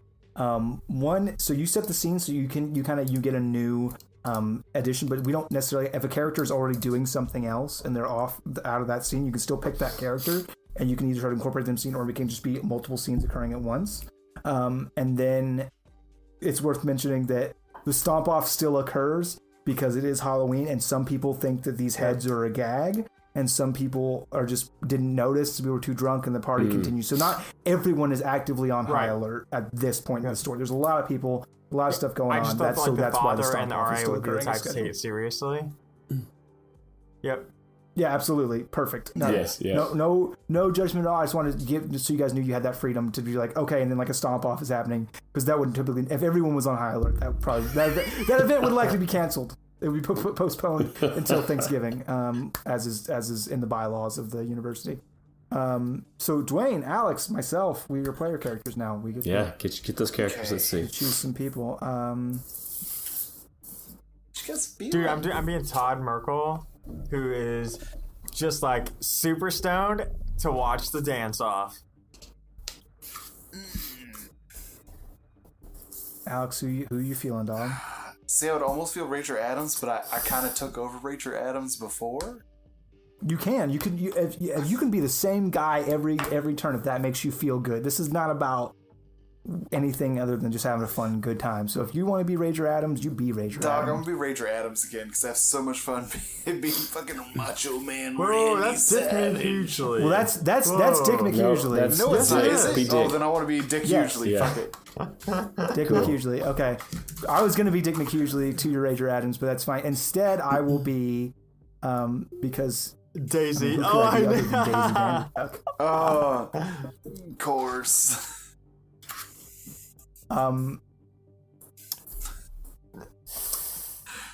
Oh yeah, Dick, give it to me. Yeah, you feel that? I feel that big beef stick, that zesty, spicy, convenience store beef stick. And you're both dead. I kill both of you right now. Play a card. Play 7 cards. I don't care. So, Same so you have you have options here. You can target one of us individually, or you can target everyone. We get to draw more cards, right? We do get to draw. So listen, let me reset the deck. Sorry, that's my fault. Oh no, I lost my card. So deck is reset, and then we draw new cards. So my guy. You should all have. Rager has 3. Daisy has 3. Dick has 2. Dick's only got Wait, what 2. does Todd have? 2 dicks. Because I'm sorry. you said Rager, Dick. Yeah, I know, but I'm Rager Todd. has 3. Oh, are you? Todd has 2. Here's 2. No, just he is. I thought you just said 1. Himself plus Rager. Oh yeah, Because you're they right. play. You're right. Yeah, two, Yeah, you two- draw 2 one cards, relationship, 2 cards. Okay. Yeah. Got it, Beckon.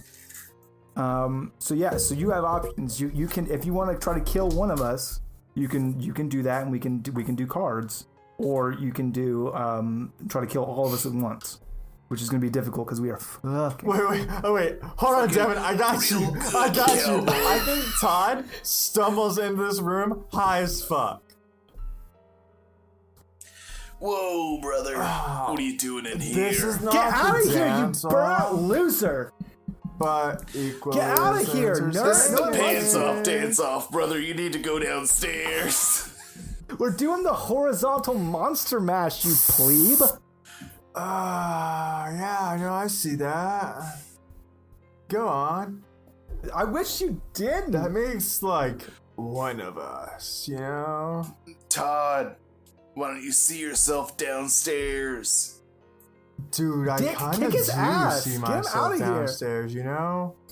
Like, I see myself You're about to there. get a face full of dick right now if you don't mosey out that door. I mean, like, I'm not into labels, but, you know, maybe ask next time, man. But okay. Definitely get up, just dick And swinging. I will end scene there. I will. You hear like a meaty. This is what Like I it's see. on the.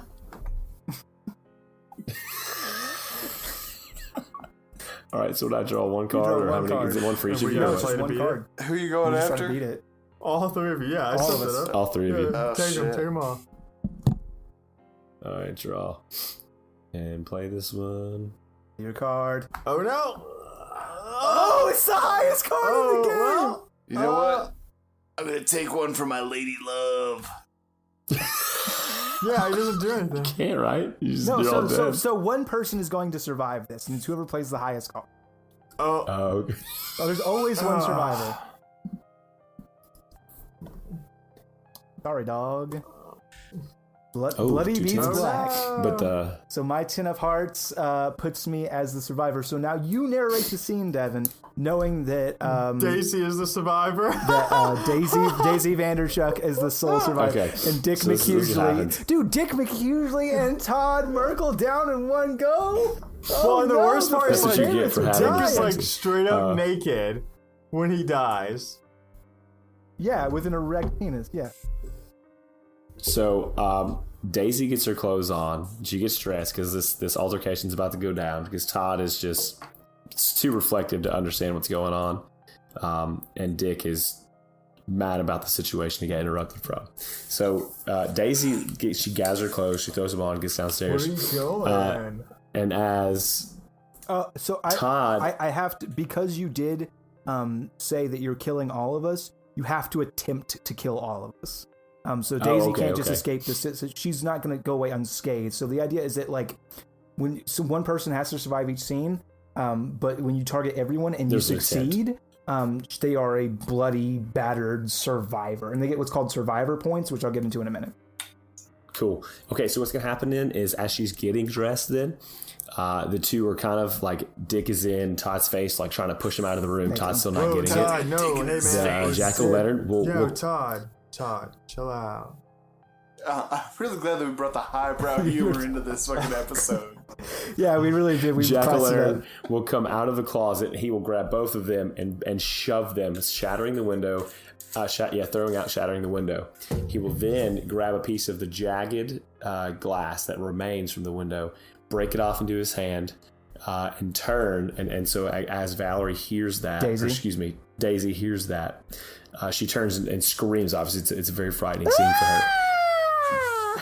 And Daisy goes to stab Daisy, and she stumbles backwards over over Dick's clothes. He has a gigantic belt buckle. She falls over. It says "Big Dick" and an arrow pointing downwards. And so this door swings out. She's able to grab the door handle, and fall out into the hallway and stumble downstairs half naked. Perfect. The boys, they fell right under the concrete. And as they lay there, their hands connect to just their fingertips touch as they Todd's lay on the final ground. words. Ooh, You have final words. Man. I'm sorry, there's a 40% chance I'm your dad.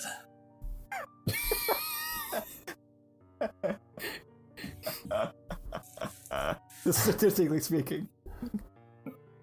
All right. So everyone, please mark obviously our deaths, and also please mark that Daisy now has 1 survivor point.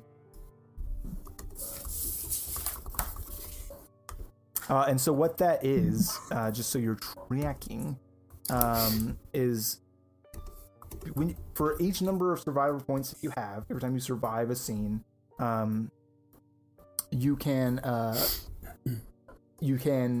discard any number of cards in your hand for a new one. And you can do that at any time after you've played a card, before you play a card. You can just go, oh, fuck. These are, like, you could get a king and a 2 and go, okay, I'm going to play the king, then I'm going to discard my hand.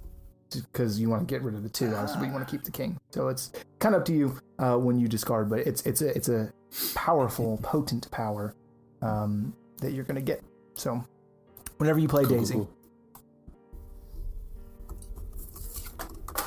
And that rotates our killer to the left, which means it is the illustrious DM, the indomitable DM of Lawful Stupid, Dwayne the Main Man Beeden. So good. Set our scene, please, mon frere.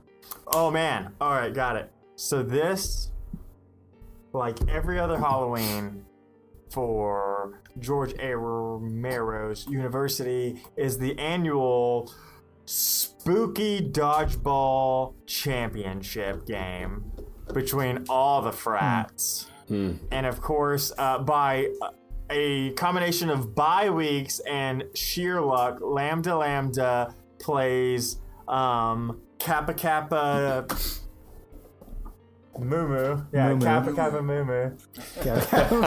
Kappa Omega Moo. Yep.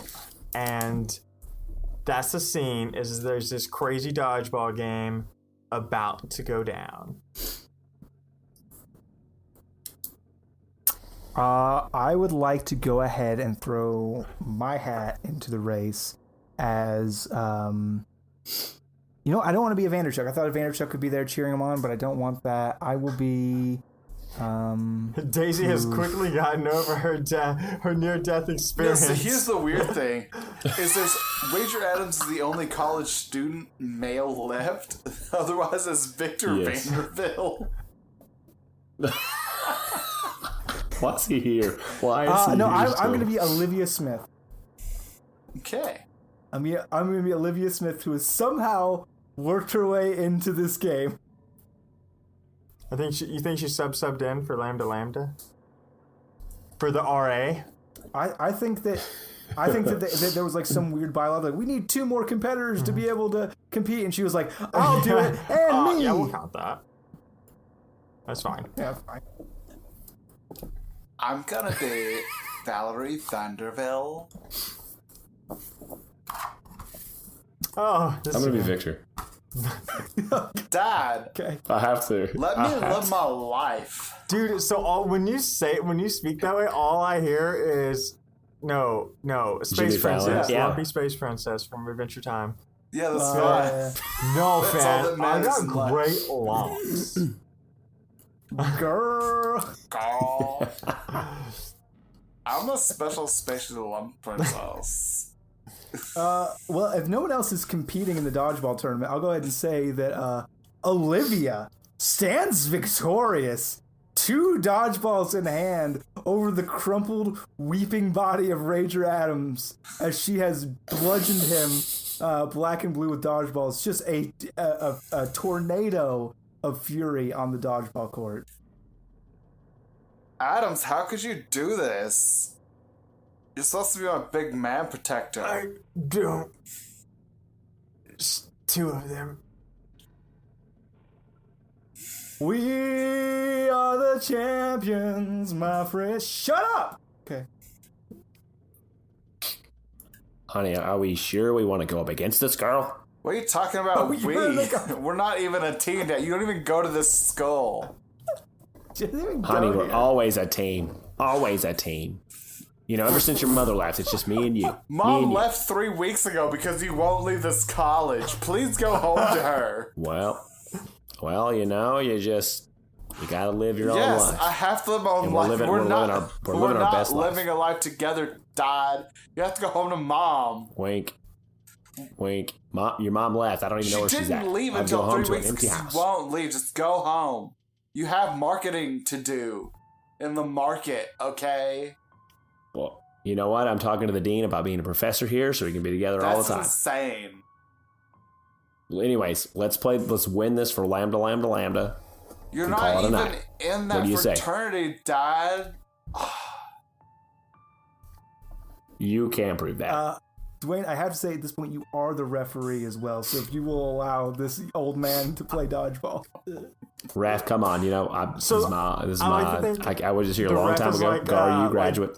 Like the physical fitness guy, because with all the new things going on in America, you got to keep everybody fit. But he's like notoriously out of shape and like just like drinking. He goes, yeah, I know. Yeah, I'll allow that. Yeah. Yeah, big. So if I could for just one moment talk about my high school. Let's get serious. Yeah, Let's bring this do back to a this. serious moment. Coach Gall was his name, and he was so fucking out of shape. My God, this man was like the most obtuse pear you've ever seen in your life. But I will say, for this man's credit, he had the most resplendent, powerful legs. Oh, the calf muscles? You've ever seen. The calf muscles, yes. Yeah. Like, to the point where like he was like notoriously proud of, like he was like oiling them before class and would show up, always wore shorts even in the middle of winter. Like, was just like, well, he's a big guy, so like if he moves did you ever around at ask all, yourself like he's why gonna you get were the only strong calf person in the muscles. room when he oiled his calves? No, not the only... Look. I knew why. Hold up. Do not underestimate, like, dudes out there. If you've got some really nice-looking calf muscles, ladies know. They notice that. Show off your calves. They do. Don't wear Show high off your socks. Wear low-cut socks. And I do want to mention that this episode is brought to you by the American Male Calves Association. Get yourself checked. I don't know why they Cantrip do candles. America. Yeah, the AMC Association of America. I just want American to male talk calves, about. though. I just want to talk about my calves for a minute. I got some Halloween socks on. But I also have calves. So, for those of you listening, he's now oiling up his calves on camera. Yeah, hold up. We all are. It's true. It's now a thing. That's the whole show now. The next live stream special will be us just oiling our calves. If we get enough Patreons, if we get $800 a month to Patreon, I will every single day live stream me just oiling my calves. And I'll do you one better. I'll do it in slow-mo. Ladies, Gentlemen. Men. gentlemen, Everything in between. undecided, don't care. Watch me oil my calves for $800 a month. So now that we've ended the ad spot of the episode, Yes, that was the God, that was the ad spot. middle ad this spot. anymore. Yeah. I'll allow it. That should be interesting. No tricks, only treats. All right, honey, let's go. You'll allow it. Is this even like a double person tournament? Died? Yeah, it's 2-on-2. You two versus Olivia and Olivia. Just so it's Olivia and Olivia? Olivia has split personality. She's two people. We've established this in the rules. They accept that. Alright, Dad, just don't, fuck this up for me, okay? Oh, don't you worry about that, honey. And I roll my unbutton my sleeves and roll them up, and then I roll my khakis up to about mid calf. Oh, mid-oiled calf. Dad, put those away. And I have long socks. Embarrassing. How do you think I got your mother? Wink. I say wink. And now I'm scrawny and down and moving left to right, eyeing the ball. Olivia is a fucking whirlwind tornado of destruction and is just throwing balls faster than you can imagine. I think I take one right into the face, my glasses fly off, and I land on my back. Dad, what do you do? It's up to you, honey. Okay. She's basically a windmill machine of two arms. Just dodgeball. Olivia? Guess Yes. what? Chicken butt throws dodgeballs. You don't even know how vivacious this vixen is. Just one random throw. You'll be a lot less vivacious with a broken fucking nose. Speaking of broken noses, I'm gonna go clean my bloodied one up in the men's room. So, as you go into the men's room, I think you go in there and you got a bloody nose. Oh, I didn't reset the deck. I'm sorry. And you're cleaning yourself in the sink, and it's very stereotypical where you look in your face, look at the sink, and look at your nose, and you look down, you clean up, and when you look back up, big, stocky man, plastic jack-o'-lantern face mask, and he just takes the back of your head and attempts to bash it against the sink. And so now I draw a card, right? No, my God. You're not here for this. Oh, the Queen of Spades. Oof. Oh, I don't draw the card? Oh, was that yours you just played, Devin? No, Devin just Yeah. played that in defense without even knowing what your card was, which is a rookie mistake. I mean, it's not that rookie of a mistake. But yes, it is. Oh. I forgot. Blood is great. Oh, dang. King of the Hearts. So yeah, I super win, right? I think Yeah, no, Yeah. you tell me he how he just dies. in one swift motion grabs the back of his head and just drives him through the sink and shatters porcelain. Water goes everywhere, and just you see this very still body of a just sweet overprotective dad laying in this bathroom as the jack-o'-lantern kind of just does that creepy horror thing where he's just, you look one moment he's there, one moment it's gone. And I'll say, it's not your fault. You did your best. I'm sorry, Dad. No, that was Sid the know. Jack-o'-lantern. Maybe he'll change his ways. Don't listen to me. And so with that, that's where we end the scene with Olivia just Victor, firing dodgeballs at our vivacious vixen while her dad dies in the bathroom. Dad, no. You don't even know. No, you don't know he's dead. I don't. You don't even Look, know. you don't even know. Okay. You don't even know. I just want to do a quick check-in here before we go. Just to get our death count right, just to make sure. Yeah, there should be only 5 alive, right? No, 4, right? I'm showing alive. Roger. Or Raging Adams. Call No, he Colin died. Vanderman, Yeah, did he die? he super Oh, died. yeah, he died. Right ahead of time. So we should have Olivia. Oh, he's the We blood should bath. have Todd. No, Todd died. Valerie's so alive. Olivia. Lexi, Valorie's Daisy, alive. Olivia's Rager, alive. and Olivia. Yeah, Lexi. Yeah, so there's 5. No. Wait, hold Lexi on. and Valerie. Rager. 1. Valerie, Two. Olivia, Lexi, Daisy, and It's Rachel. five. Well, Daisy's Oh, alive. right, she survived. Okay, yeah, so we have 5. Yeah, she survived. Yeah. Yes. Okay. Perfect. And with that, we will rotate our killer back to our original killer, the OG Ghoul. That's original Ghoul gangster. Alejandro Guerin. That's me. So please set our scene.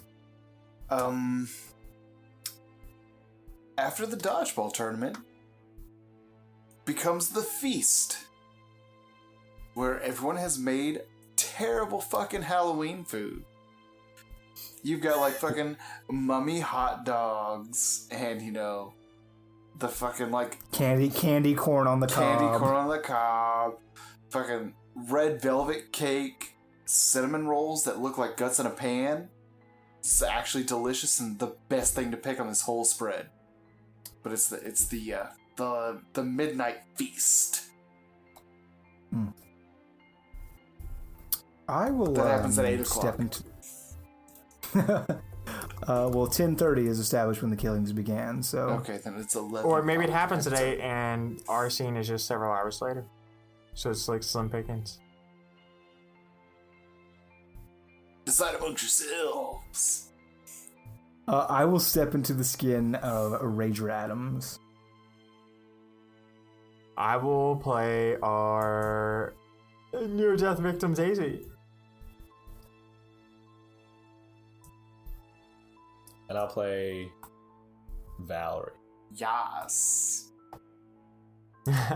Alex now has like associated himself with 2 characters this game and is like just like super into it, and that is Lumpy Face Princess and Randy Savage. So if you could just like send your Patreon dollars.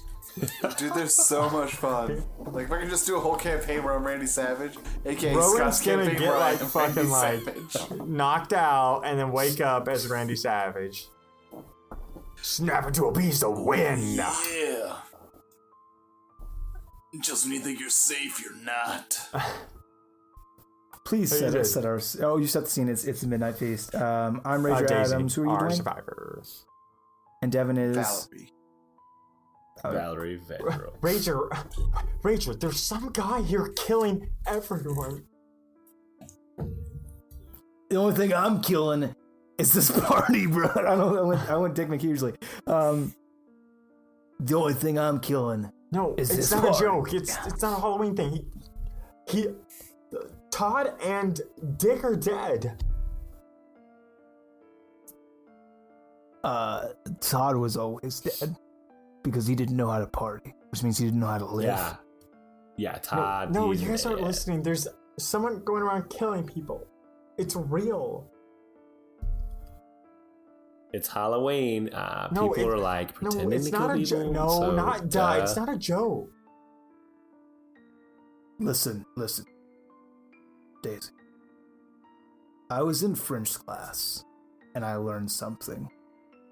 The French have a term, la petite mort, which means the small death, which is actually coming. Speaking of which, hey Val, Yeah. I think you left your sweater upstairs. I didn't have a sweater. I wore the shirt on purpose so my dad would like be mad that I was, showing myself off, but He hasn't even been around, so I don't know if I'm making him mad anymore. I'm talking about fucking.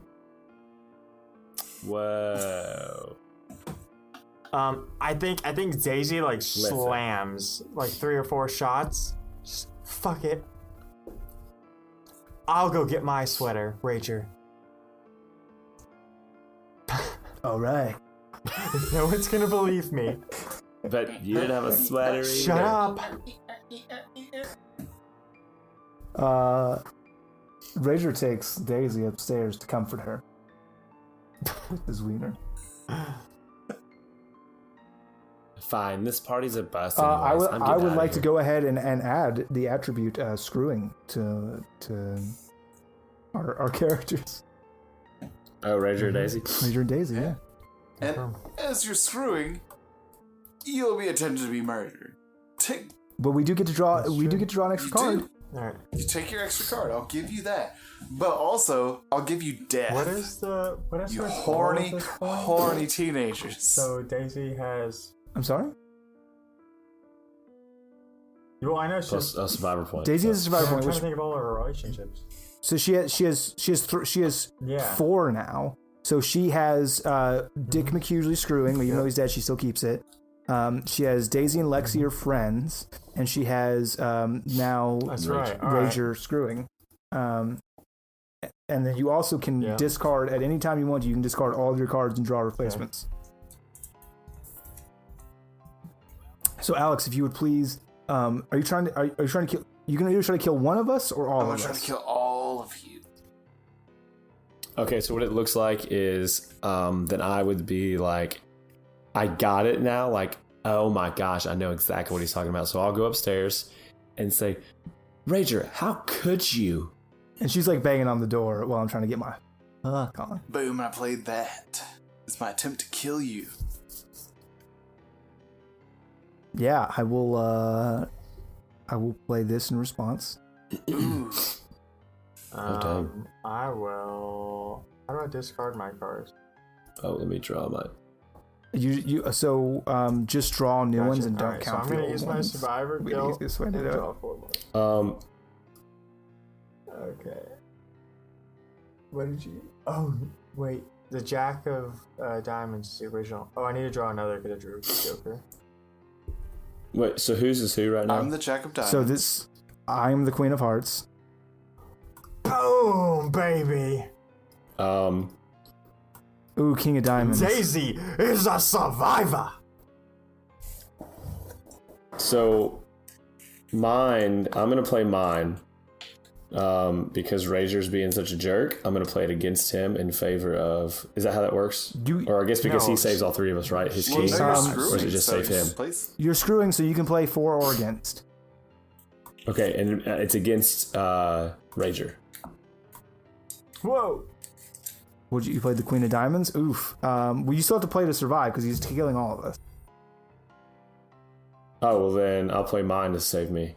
Okay, so that is a across-the-board clean sweep survive. Yeah. Oh, hold on, let me redo this because I have. Wait, what was your OG? She's a lot more cards than that, so. The OG is the Jack of Diamonds. So what did you play? Queen of Hearts. Oh, okay, gotcha. Yeah, I didn't see that in the corner there. Yeah. I tried to put it on my name. Yeah, probably would have made sense. So yeah, the Jack of Diamonds was played by Alex, and then it's defended against the Queen of Hearts, the King of Diamonds, and the Queen of Diamonds. So literally it is a cross-the-board success. So we're going to say that wasn't the killing attempt. Alex, you can try to target somebody else. You can target anybody individually. You can't target everybody until you've targeted everybody individually. Okay, I'm going to target...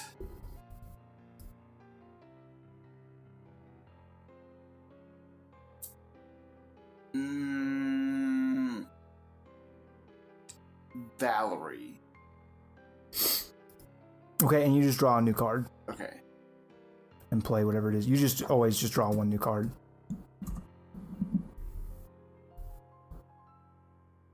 I drew 2 more because I was supposed to have 4 total this round. Okay, baller. Jack of Clubs. Gosh. Yeah, I'm super dead. Jack of Clubs against Valerie. Take Well, that. see you later. You got nothing? 4 of Bye. diamonds. Oh. Well, that is a Valerie death then. So we are so it's the part that it's Rager and the survivor Daisy are just Oh, she got another survivor point. are just supporting each other in the way that you do when you think that your life might end at any time. Valerie's banging on the door when Jack O'Lantern shows up, dragging her into the bathroom, wrapping her face up in the that plastic thing. the shower curtain. Is it the shower curtain? Because there's like the shower curtain and there's the plastic. They're two separate things. You're right. I'm not sure. No, they're both shower I think they're both curtains. shower curtains. Then wrapping up But in you- a specifically plastic shower curtain. Listen, Yeah. he's just trying to tell you The there's interior multiple sets shower of curtain. infinities, that's all. yeah. Shut I the fuck swear to up. God, we're not doing that right now. I'll explain to you later. You fucking plebes. So after the inside play, Where should they email you to find out about the multiple infinities? you can email me at fucking Please provide your work email whatever you want address. to.com. The drunk Alex is so-and-so at my company email. No, I'm not giving anyone my fucking real email address. I get so much spam for fucking Groupons as it is. Fuck that shit. Anyway, Just email It's us all at just lush. christoshindo@gmail.com. no, God Lush. damn it. I'll forward it to you. Lush is not junk Eel- mail. eel Lush kebabs is at Gmail. perfect the way it is. Lush is life. life. Yeah. It's Okay, so Lush you is- wrap her up in the shower curtain. suffocate the shit out of her and leave her in the bathtub. Valerie, your last moments. She says, what's your favorite song right now? Or what song sounds good right now? Riboflavin-flavored, non-carbonated, poly-uncaffeinated blood. How we doing, Shane? Translate that. We got like 10 more minutes. Good. Okay. Valerie is dead. And then we're gonna give survivor points to Daisy, so she goes up to 2, and Rager gets 1 survivor point. And then it is your Spookmaster General's turn to be the killer. That's me, Scott Uncle Shainsaw.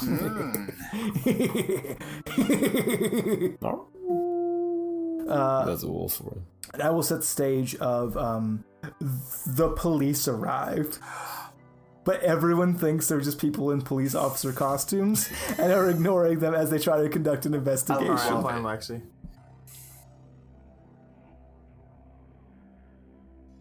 Devin, I'm gonna leave it to you, bro. I can play anybody. I'm Olivia. Oh, you're Olivia? Then I'm gonna have to be Daisy again. Got him. Got him. So I think that the way it works is one of the police officers is investigating Daisy. All right, ma'am. So we've gotten some reports of some strange go. We're not sure if it's a Halloween prank. We're not sure if it's you fucking kids up to trouble again, or if it's a real emergency. So I need you to tell me everything you've seen this evening. Why don't you, like, take it out with the Dane? I'm talking to Olivia, ma'am. What did we see? I don't know what we saw. You know what we saw. I wasn't there. Yes, we were. Well, all we remember is we were at the party. We saw the teacher, the guy in the band. Hey, No, we Jason, played I dodgeball. just Remember? love Yes, it. we played dodgeball. I remember. Dude, aren't they, like, super Super cute? cute. He's been having a real time. So, I think there were some heads on a thing, and then there was a guy on a clock. I can't remember. Don't tell him anymore. We're not sure. Where did all of this go down? Give me a location to investigate, please. Where were we first? Ah, yes, we were all one of the of frat the houses. frat Lambda, house. lambda, lambda. Yeah. Yeah, lambda, lambda, Why is lambda. Lambda. I guess Start the there. only That's a good place- place. Alright. Thank you for your time, ma'am. I'm gonna go investigate. Listen, Daisy, all I'm saying is, like, if I have to get in trouble to get frisked by him, I'd do it. I'm just saying, if you go to him and are like, I'm a bad girl, then he'll probably be all about you, right? Nothing. Hey, what are you guys talking about? Now, did you see how cute the police officer is? Like, I'm not gonna say anything about Adams, because, like, Adams is really strong, but, like, have you seen his calf muscles? I guess I had never noticed him. But right now, while he's walking away. But look. other Olivia, do you notice those calf muscles? Yes, I love them. I'm gonna go check on those calf muscles. Daisy. I'm sure they're there. They look very juicy. And as you do, I didn't reset the fucking deck. I'm sorry. Bad at this. You're gonna want to deal your cards because I'm gonna try to murder you. Like all of you? Wait. No, Dwayne, I forget. You're Valerie? Lexi. I'm gonna try to murder. Oh, reset the deck one more time. Sorry. Devin, be my note taker boy. How many do I draw? Lexi. Who are no, you? Daisy just draws the whole deck. Lexi, you have 2. Lexi literally draws 2. Yeah, she does. Wait, I ran out of cards. I'm trying to draw 5 and won't let me. Yeah, the whole thing ran out again. Alright, I got Try now. 2 cards. Alright, it should be good. There we go. Everybody got their cards? Devin, you want to draw your cards real quick? Devin? Hold on, I'm trying to get over there now. Draw 2. I'm gonna miss you, Lexi. My card is that I'm playing against you, Lexi. Queen of Clubs. Bye. Well, okay. Lexi, you have a friend in Daisy. So Daisy, you can play any card to protect her. If you have a card that beats the Queen of Clubs, you can play it to save Daisy. Guess what, sister? I'm a mister. King of Clubs, baby! Ooh! Okay. Yes. So I think this is how we're going to play this out, is that... So Jack-o'-lantern shows up, not to give a shit about Lexi, but Lexi, you are flirting the police officer, if you want to give me just a taste of that. Oh, that was a bad whistle. Whatever, we'll play it. We'll edit that in. Officer! Hey, officer! Yes, This is a yes, great time ma'am. for my fiance to walk in who has no idea what's going on. You have wonderful calves. I try to stay pretty fit so I can catch criminals and serve and protect. Can't be that good for that long. I try to stay pretty fit so I can catch criminals and serve and protect young women like you. He can't do it now. Lexi! Don't fucking sacrifice your craft because your woman's in the room. Why don't you This is your fucking serve job. women like me more than protect women like me? No, Officer. you're not Lexi. No, I'm Lexi trying to gets help. God damn it. While I drink the rest of this disgusting putrid ale right here on the bottom of this. No, officer. No, seriously. You're just so handsome.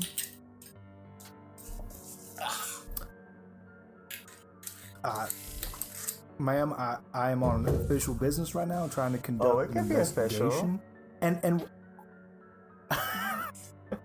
And we could be official. As that conversation is happening, Jack-o'-lantern appears from behind the bushes of the officer and just gouges him right in the neck with a large carving knife. And blood sprays all over Lexi. And he withdraws his knife and he's approaching on Lexi to take her life and is going to be successful when, out of nowhere, Daisy shows up drunk as fuck, staggering about like, Lexi, we need to go right now. This guy's a total fucking like, you know. I hate Halloween. This is ridiculous. I have this fake blood all over me. Yeah, you're right. Let's go. Let's just go. and I think that in response to that, you've startled him enough where he kind of backs up for a second. But then seeing Daisy arrive, he's gonna try to kill Daisy. Oh. No, wait, Daisy's so strong. She drew half the deck. Don't even worry. Yeah, what are you playing against me? It's pretty good. Queen of Diamonds. Ooh. Nope. Not gonna get the mustard. Nope. It's not enough. Oh, okay. So before you play that, the right answer is you want to go ahead and You can redo your whole hand. Remember, you have survivor points. You have Twice. Oh, that's right. Points. Yeah, I'm gonna redraw. So count this jack. So towards your redraw. in case you're tracking, everyone now on the podcast wants Daisy to survive. She is a fucking champ. She might be a final girl. But remember, you have 2 redraws. You can redraw twice. Yeah. Queen of Diamonds is strong though. You gotta be any king. Basically, is what you gotta play. King or higher. King or ace. Okay, I play that. Okay, you get to just redraw. I will redraw one more card. Yeah, any joke. I can't get the jokers out of the deck. The ace of diamonds. Right. Otherwise, I just have that. Yeah. Queen of Hearts is not going to be sufficient. So I will say alternatively, just as Daisy saved Lexi, you can save Daisy if you've got a card that's appropriate. Lexi plays. I'm gonna miss you. Oh no. Okay. GG. As we go on. Have Rachel's baby for me. Okay, those are your last words as your throat is slit, drawing yet again just a wave of blood all over Lexi. Wave of mutilation. So that is how that goes. Best girl, Daisy dies after trying to save her friend. If she would have saved her card for herself, she would have made it, but she didn't. Unfortunate draws. So Daisy is dead. Lexi gets a survivor point. So we have Olivia, Lexi, and Rager Adams left. Yes. That means this is the final scene. Still alive? Yeah, Valer's still alive. Yeah, Valer's still alive. Okay, so we got 2 more scenes at least. How did she die? No, Valerie she died in the shower curtain. That's right. Yeah, that's right. Oh yeah. You were absolutely right. So we have 3. So now it's down to the final scene. This is in the shower. This is the final scene, and so the killer for the final scene goes through are esteemed, are always important, are always impeccable, are always on the point. Best boy, Devonton Arms Davenport. This is your job. There's a lot of pressure. You're probably gonna fuck it up. No, he's got this. No, he's just gonna oil his caps the whole time. Let me just real quick, just refresh myself on the rules of Final Girl for the last scene. Let me just, because I know it's different. So while he talks about that, I want to talk about our favorite sponsor, which is Leapfrog, who's done a great job and really put in this new tablet that they're producing. It's not aimed at 2, 3, 4-year-olds. It's a little older in the market, so we're talking 5, 6, 7-year-olds. We're gonna have these little cartridges. At this point, we're gonna be mass producing cartridges in which they play our episode of Final Girl on them. And then they're going to be animated by Adam from One Shot Onslaught. So it's going to be like a lot of stick figures with a lot of like boners, I guess, based on how this episode is played out. So it's going to be really good. If you haven't like went to that Kickstarter, you should just go get that Kickstarter right now. Yeah, I'm also going to give a shout out to Jim Beam and the vodka that was in it, and the. That'd be Grey Goose and Jägermeister, aka the Huntsmaster. The Huntsmaster, master of the hunt. So the final scene plays out just like a normal scene, except for we don't stop when one person dies. We kill off everybody till we have a final survivor who then gets full narration rights over the ending. Then after that last person gets full narration rights over the ending, every other boy gets a chance to do their own alternative endings if they want to. If they think there's a different way that it should have ended, everybody gets, and no rules apply. It's just for goofs. Do whatever the fuck you want. Bring back dead characters. It was aliens the whole time. I don't care. Do whatever you want to do. But we proceed to the final scene. I think. Okay. So the police. Oh, sorry, breaking up a little bit. No, go nuts. Okay. So the police had arrived. finally, everyone's aware on campus, and the police tell everyone they need to return immediately to their homes, and they need to travel in packs. Greater numbers, more safety, that kind of thing. And so everyone begins to travel in packs back to their own dorm rooms. So I'm down with Alexi, my girl. I started her, I will finish her. I will fill as your host. You know what? I haven't not been Olivia, so I will be Olivia. Yeah. This is me with Rager Adams. So Rager has slept with pretty much every woman that has survived so far. Rager is a bro. Rager is He's a party animal for he's sure. a party I'm animal. still He's the untainted ogre. beat to Rager Adams. So is actually Lexi. Rager has slept with everyone who's died. That's true. I think Rager might have like the death deck. Confirmed. I mean, it's killed before. Olivia, this La is super petite mort. strange. Like, there's someone killing people. I think the only thing left to do is, I don't know why I'm Southern now. I know that's not what Rager Adams sounds like. But I've been drinking, and this is what happens. When I start My drinking, notes say gruff bro. when I start drinking, my dick does all my thinking. And I think the only thing left to do is to huddle together. No. We'll get safety in numbers. If you want to come to my room, we can be defensible there. That's like for warmth, Rager. You huddle together for warmth. No, he's actually got a really good point. Like, if we stay together and we're not split up, we can watch each other's back. Olivia, don't you have somebody watching your back? Always? Like who? Like, Olivia too. We watch each other's You're back, crazy. but like, there's power in numbers. Have you learned anything ever? No, I do know that 2's a good time, 3's a crowd, and 4's even worse. Like, see, the only thing I know is that you know about as much about anything as like nothing. Yeah, but I can read a book and get smarter. You're just gonna always be ugly, don't you? Ladies.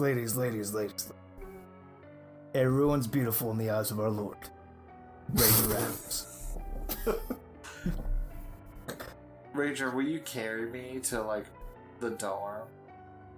I will carry you both. Climb on my back. Me first. If I can get on my back, Lexi. There's enough back for everybody, ladies. I never skip ripped. back day. Steroids on steroids on Yes, steroids. of course he is. Of course he is. He's huge. He's a party animal. He's like a party oxen. I think Lexi follows, pouting behind. Just not happy that Olivia is the center of his attention. How much can you like bench press? All of it. I don't think that that's a real number. Oh, really? And he just grabs whatever's nearby and starts benching. Like a desk, a And locker. that's where I'm going to enter the He's scene. benching up. What is it that he's lifting? A locker. Oh, a log? Somebody's locker. Oh gosh, he's strong. I don't know if I can take him. All right. So I'm going to try to kill all of you. Okay. Good. Deal your card. Yeah. Everybody should draw their cards as well. All right. Draw. And I just draw how many? Just two? Just one. You just draw one card and play it. Oh, one. Oh gosh. Oh gosh, yeah, this is terrible. Play it. Oh, the 2 of diamonds, the strongest 2. Well, 2 is the strongest. That's my card? Yeah, literally everyone's gonna okay, live. so I'm going to use my survivor point to draw 2 more. Oh god. Oh no, you had 2 2s? Oh, this was the most application. Alright, so... what do we got? 2 is the diamonds. Okay, so I'm gonna play the 3 of clubs to survive. And I'm gonna play the 10 of 10 of diamonds in an attempt to sabotage Olivia during this attack. Whoa. Are you serious right now? Yes. Are you serious right now? Do you have a rivalry with Olivia? I guess I do. Oh no! Yeah, you sure do. Oof. Okay, so Alex, you can now play a card against the 10 of diamond. Bam. That is a 6 of spades. Between Lexi and her man. Yeah.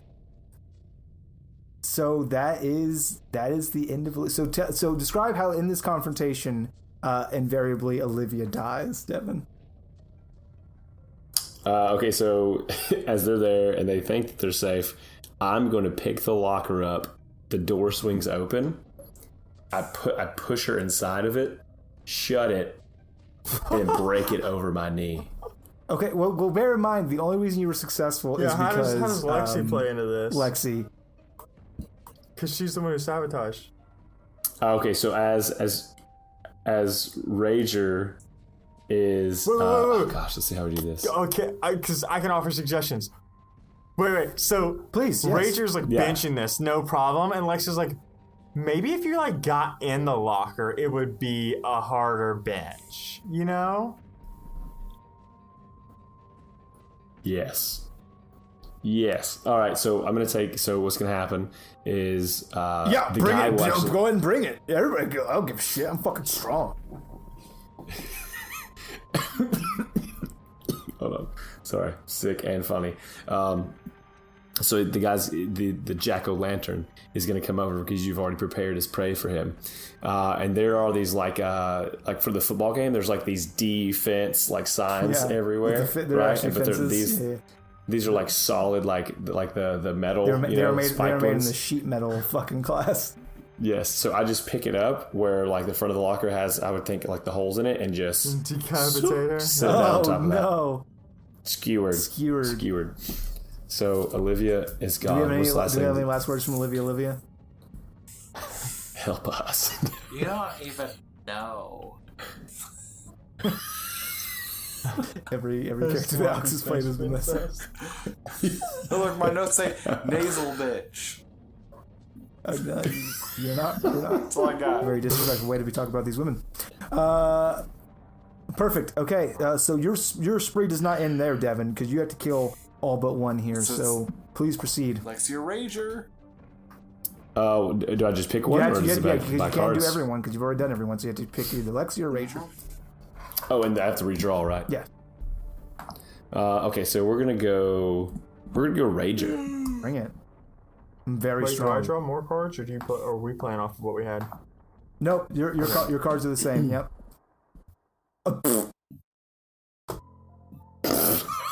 Okay. Well, I'm gonna my attempt. What I'm gonna do is I'm gonna try for the audience at home. Devin, you played I played an 8 of diamonds, and Rager responds with a 9 of hearts. It's very strong. So how does that play out? So after I've slammed the locker down, I try to go over and grapple Rager, but he is a strong boy. He's very elusive, and so he's able to evade my grip and take several steps back. But now Lexi is closest to me, so he's gonna attempt to grab her. Murder Lexi because Lexi has no cards left. 0. I had 2. Has no cards left. Oh shit! Is there a scenario for that? Yep. No, you just die.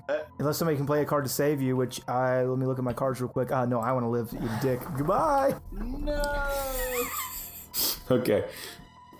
So what he does is Lexi standing there in shock at what's just happened to Olivia, and that this giant thing man was not able to get Rager and is now turned on her. And he's just going to grab her by the back of her hair and shove her face down onto also one of these spikes that are lining the thing. And so now with one survivor left in the form of Rager Adams, I take narration. My goodness. And so I will Yes! I will say that retroactively, I'm so disappointed in us for not touching on the subject at all of what people are dressed as for Halloween. Oh gosh, yes. But all along, Rager Adams was dressed as a werewolf because he's the party animal. Love it. And he looks deep in Jack-o'-lantern's face holes and says, "I got news for you, bucko. 2 things. 1, I am the undisputed party animal," and he plays his final card, the King of Spades. Well, not his final card. One of his 2 final cards, the King of Spades. This is just for flavor. Goes, and the second factoid is, it's a full moon. The King of Hearts! I had 2 kings left. I'm a champion. And he transforms into a werewolf because he was a werewolf the whole time and didn't tell anybody. But now the moon being at its fullest peak at midnight on Halloween, it affects him and he transforms bestially, bones cracking and shifting and his face becoming a snarl into a snout into fangs, these large, beefy, broady arms covered in fur and claws. And he rips the jack-o'-lantern's head off. He grabs him by the throat and the top of the head, and slowly, excruciatingly, you hear the tendons tear and snap and the bones break as he rips his head off and places it gently on the windowsill, punching through the back of his head and placing in one of his lit candles. The nightmare is over. And now... So that's the end of our story. That's the true ending of our horror movie that we have written as our characters. But that is not the end of the story, because if you go to the additional extras on the DVD menu, you have alternate endings, which are presented by Dwayne, Alex, and Devin. You may each present an alternate ending. If you want to go ahead first? Okay. So as you see this like transformation of this werewolf, you hear, "Huh! Brittany, listen, when you get spiked by that fucking sheet metal weird thing, you gotta feel more into it, okay? You gotta feel more into it. This is not gonna be that same shitty B horror movie that I had to direct last year. It's gonna be a real movie." And I think as he's like doing that, that's when Rager, who is actually a real werewolf, murders the person who is Jack-o'-lantern, Brittany, Olivia, and the director. Well done. Alex, would you like to present an alternate ending? Oh, fuck. I'm really stuck between 2. Are they both Olivia? It's okay to just bring... It's okay to bring back Dick McHughley. But is it Dick McHughley or Professor? Oh, Professor is the cool guy. Professor Cool Guy. Oh, fuck. It's gotta be Professor Cool Guy. He's just such a nice dude. Oh, that jack-o'-lantern comes behind him in an attempt to attack on the windowsill. Professor Cool Guy notices shoes untied, bends down to pick it up. Jack-o'-lantern careens through the window, impaling himself on the way down. Okay, I think I got my golf cart, but I'll accept it. Devin. So the jack-o'-lantern is successful in actually killing all 3 in the final scene. Mm-hmm. Then we see a series of choppers floating overhead and scaling down a rope, air assault style, is Colin Vanderveen. Is John McCain. Is Colin Vanderveen. His actual former Vice President of the United States, Dick Cheney. It's Chuck Norris. But Colin Vanderveen comes down the rope. He looks much cooler and sounds way different. He's like, your soul is mine. And then he just shoots the guy right in the head. And then goes back up the rope and the choppers take off. That's a good alternate ending. Okay, everyone! Thank you for joining us. We did it. We finished the game. So good. Thank you for joining us in this Lawful Stupid Presents an Uncle Shainsaw's Tabletop Workshop production of Final Girl. Where the final girl was, of course, a big burly man. I would also like to apologize for our versions of women. They were not very fair. We love and respect women at Lawful Stupid, but to be fair, we were playing the stereotypical we played the hard nerd, the in horror movies. The wannabe cool professor, the dean stick up his ass. None of this is to real. be fair, it does kind of hurt me soul a little bit. Well, to be fair, Olivia was a badass right up until the end when she got sabotaged. Yeah.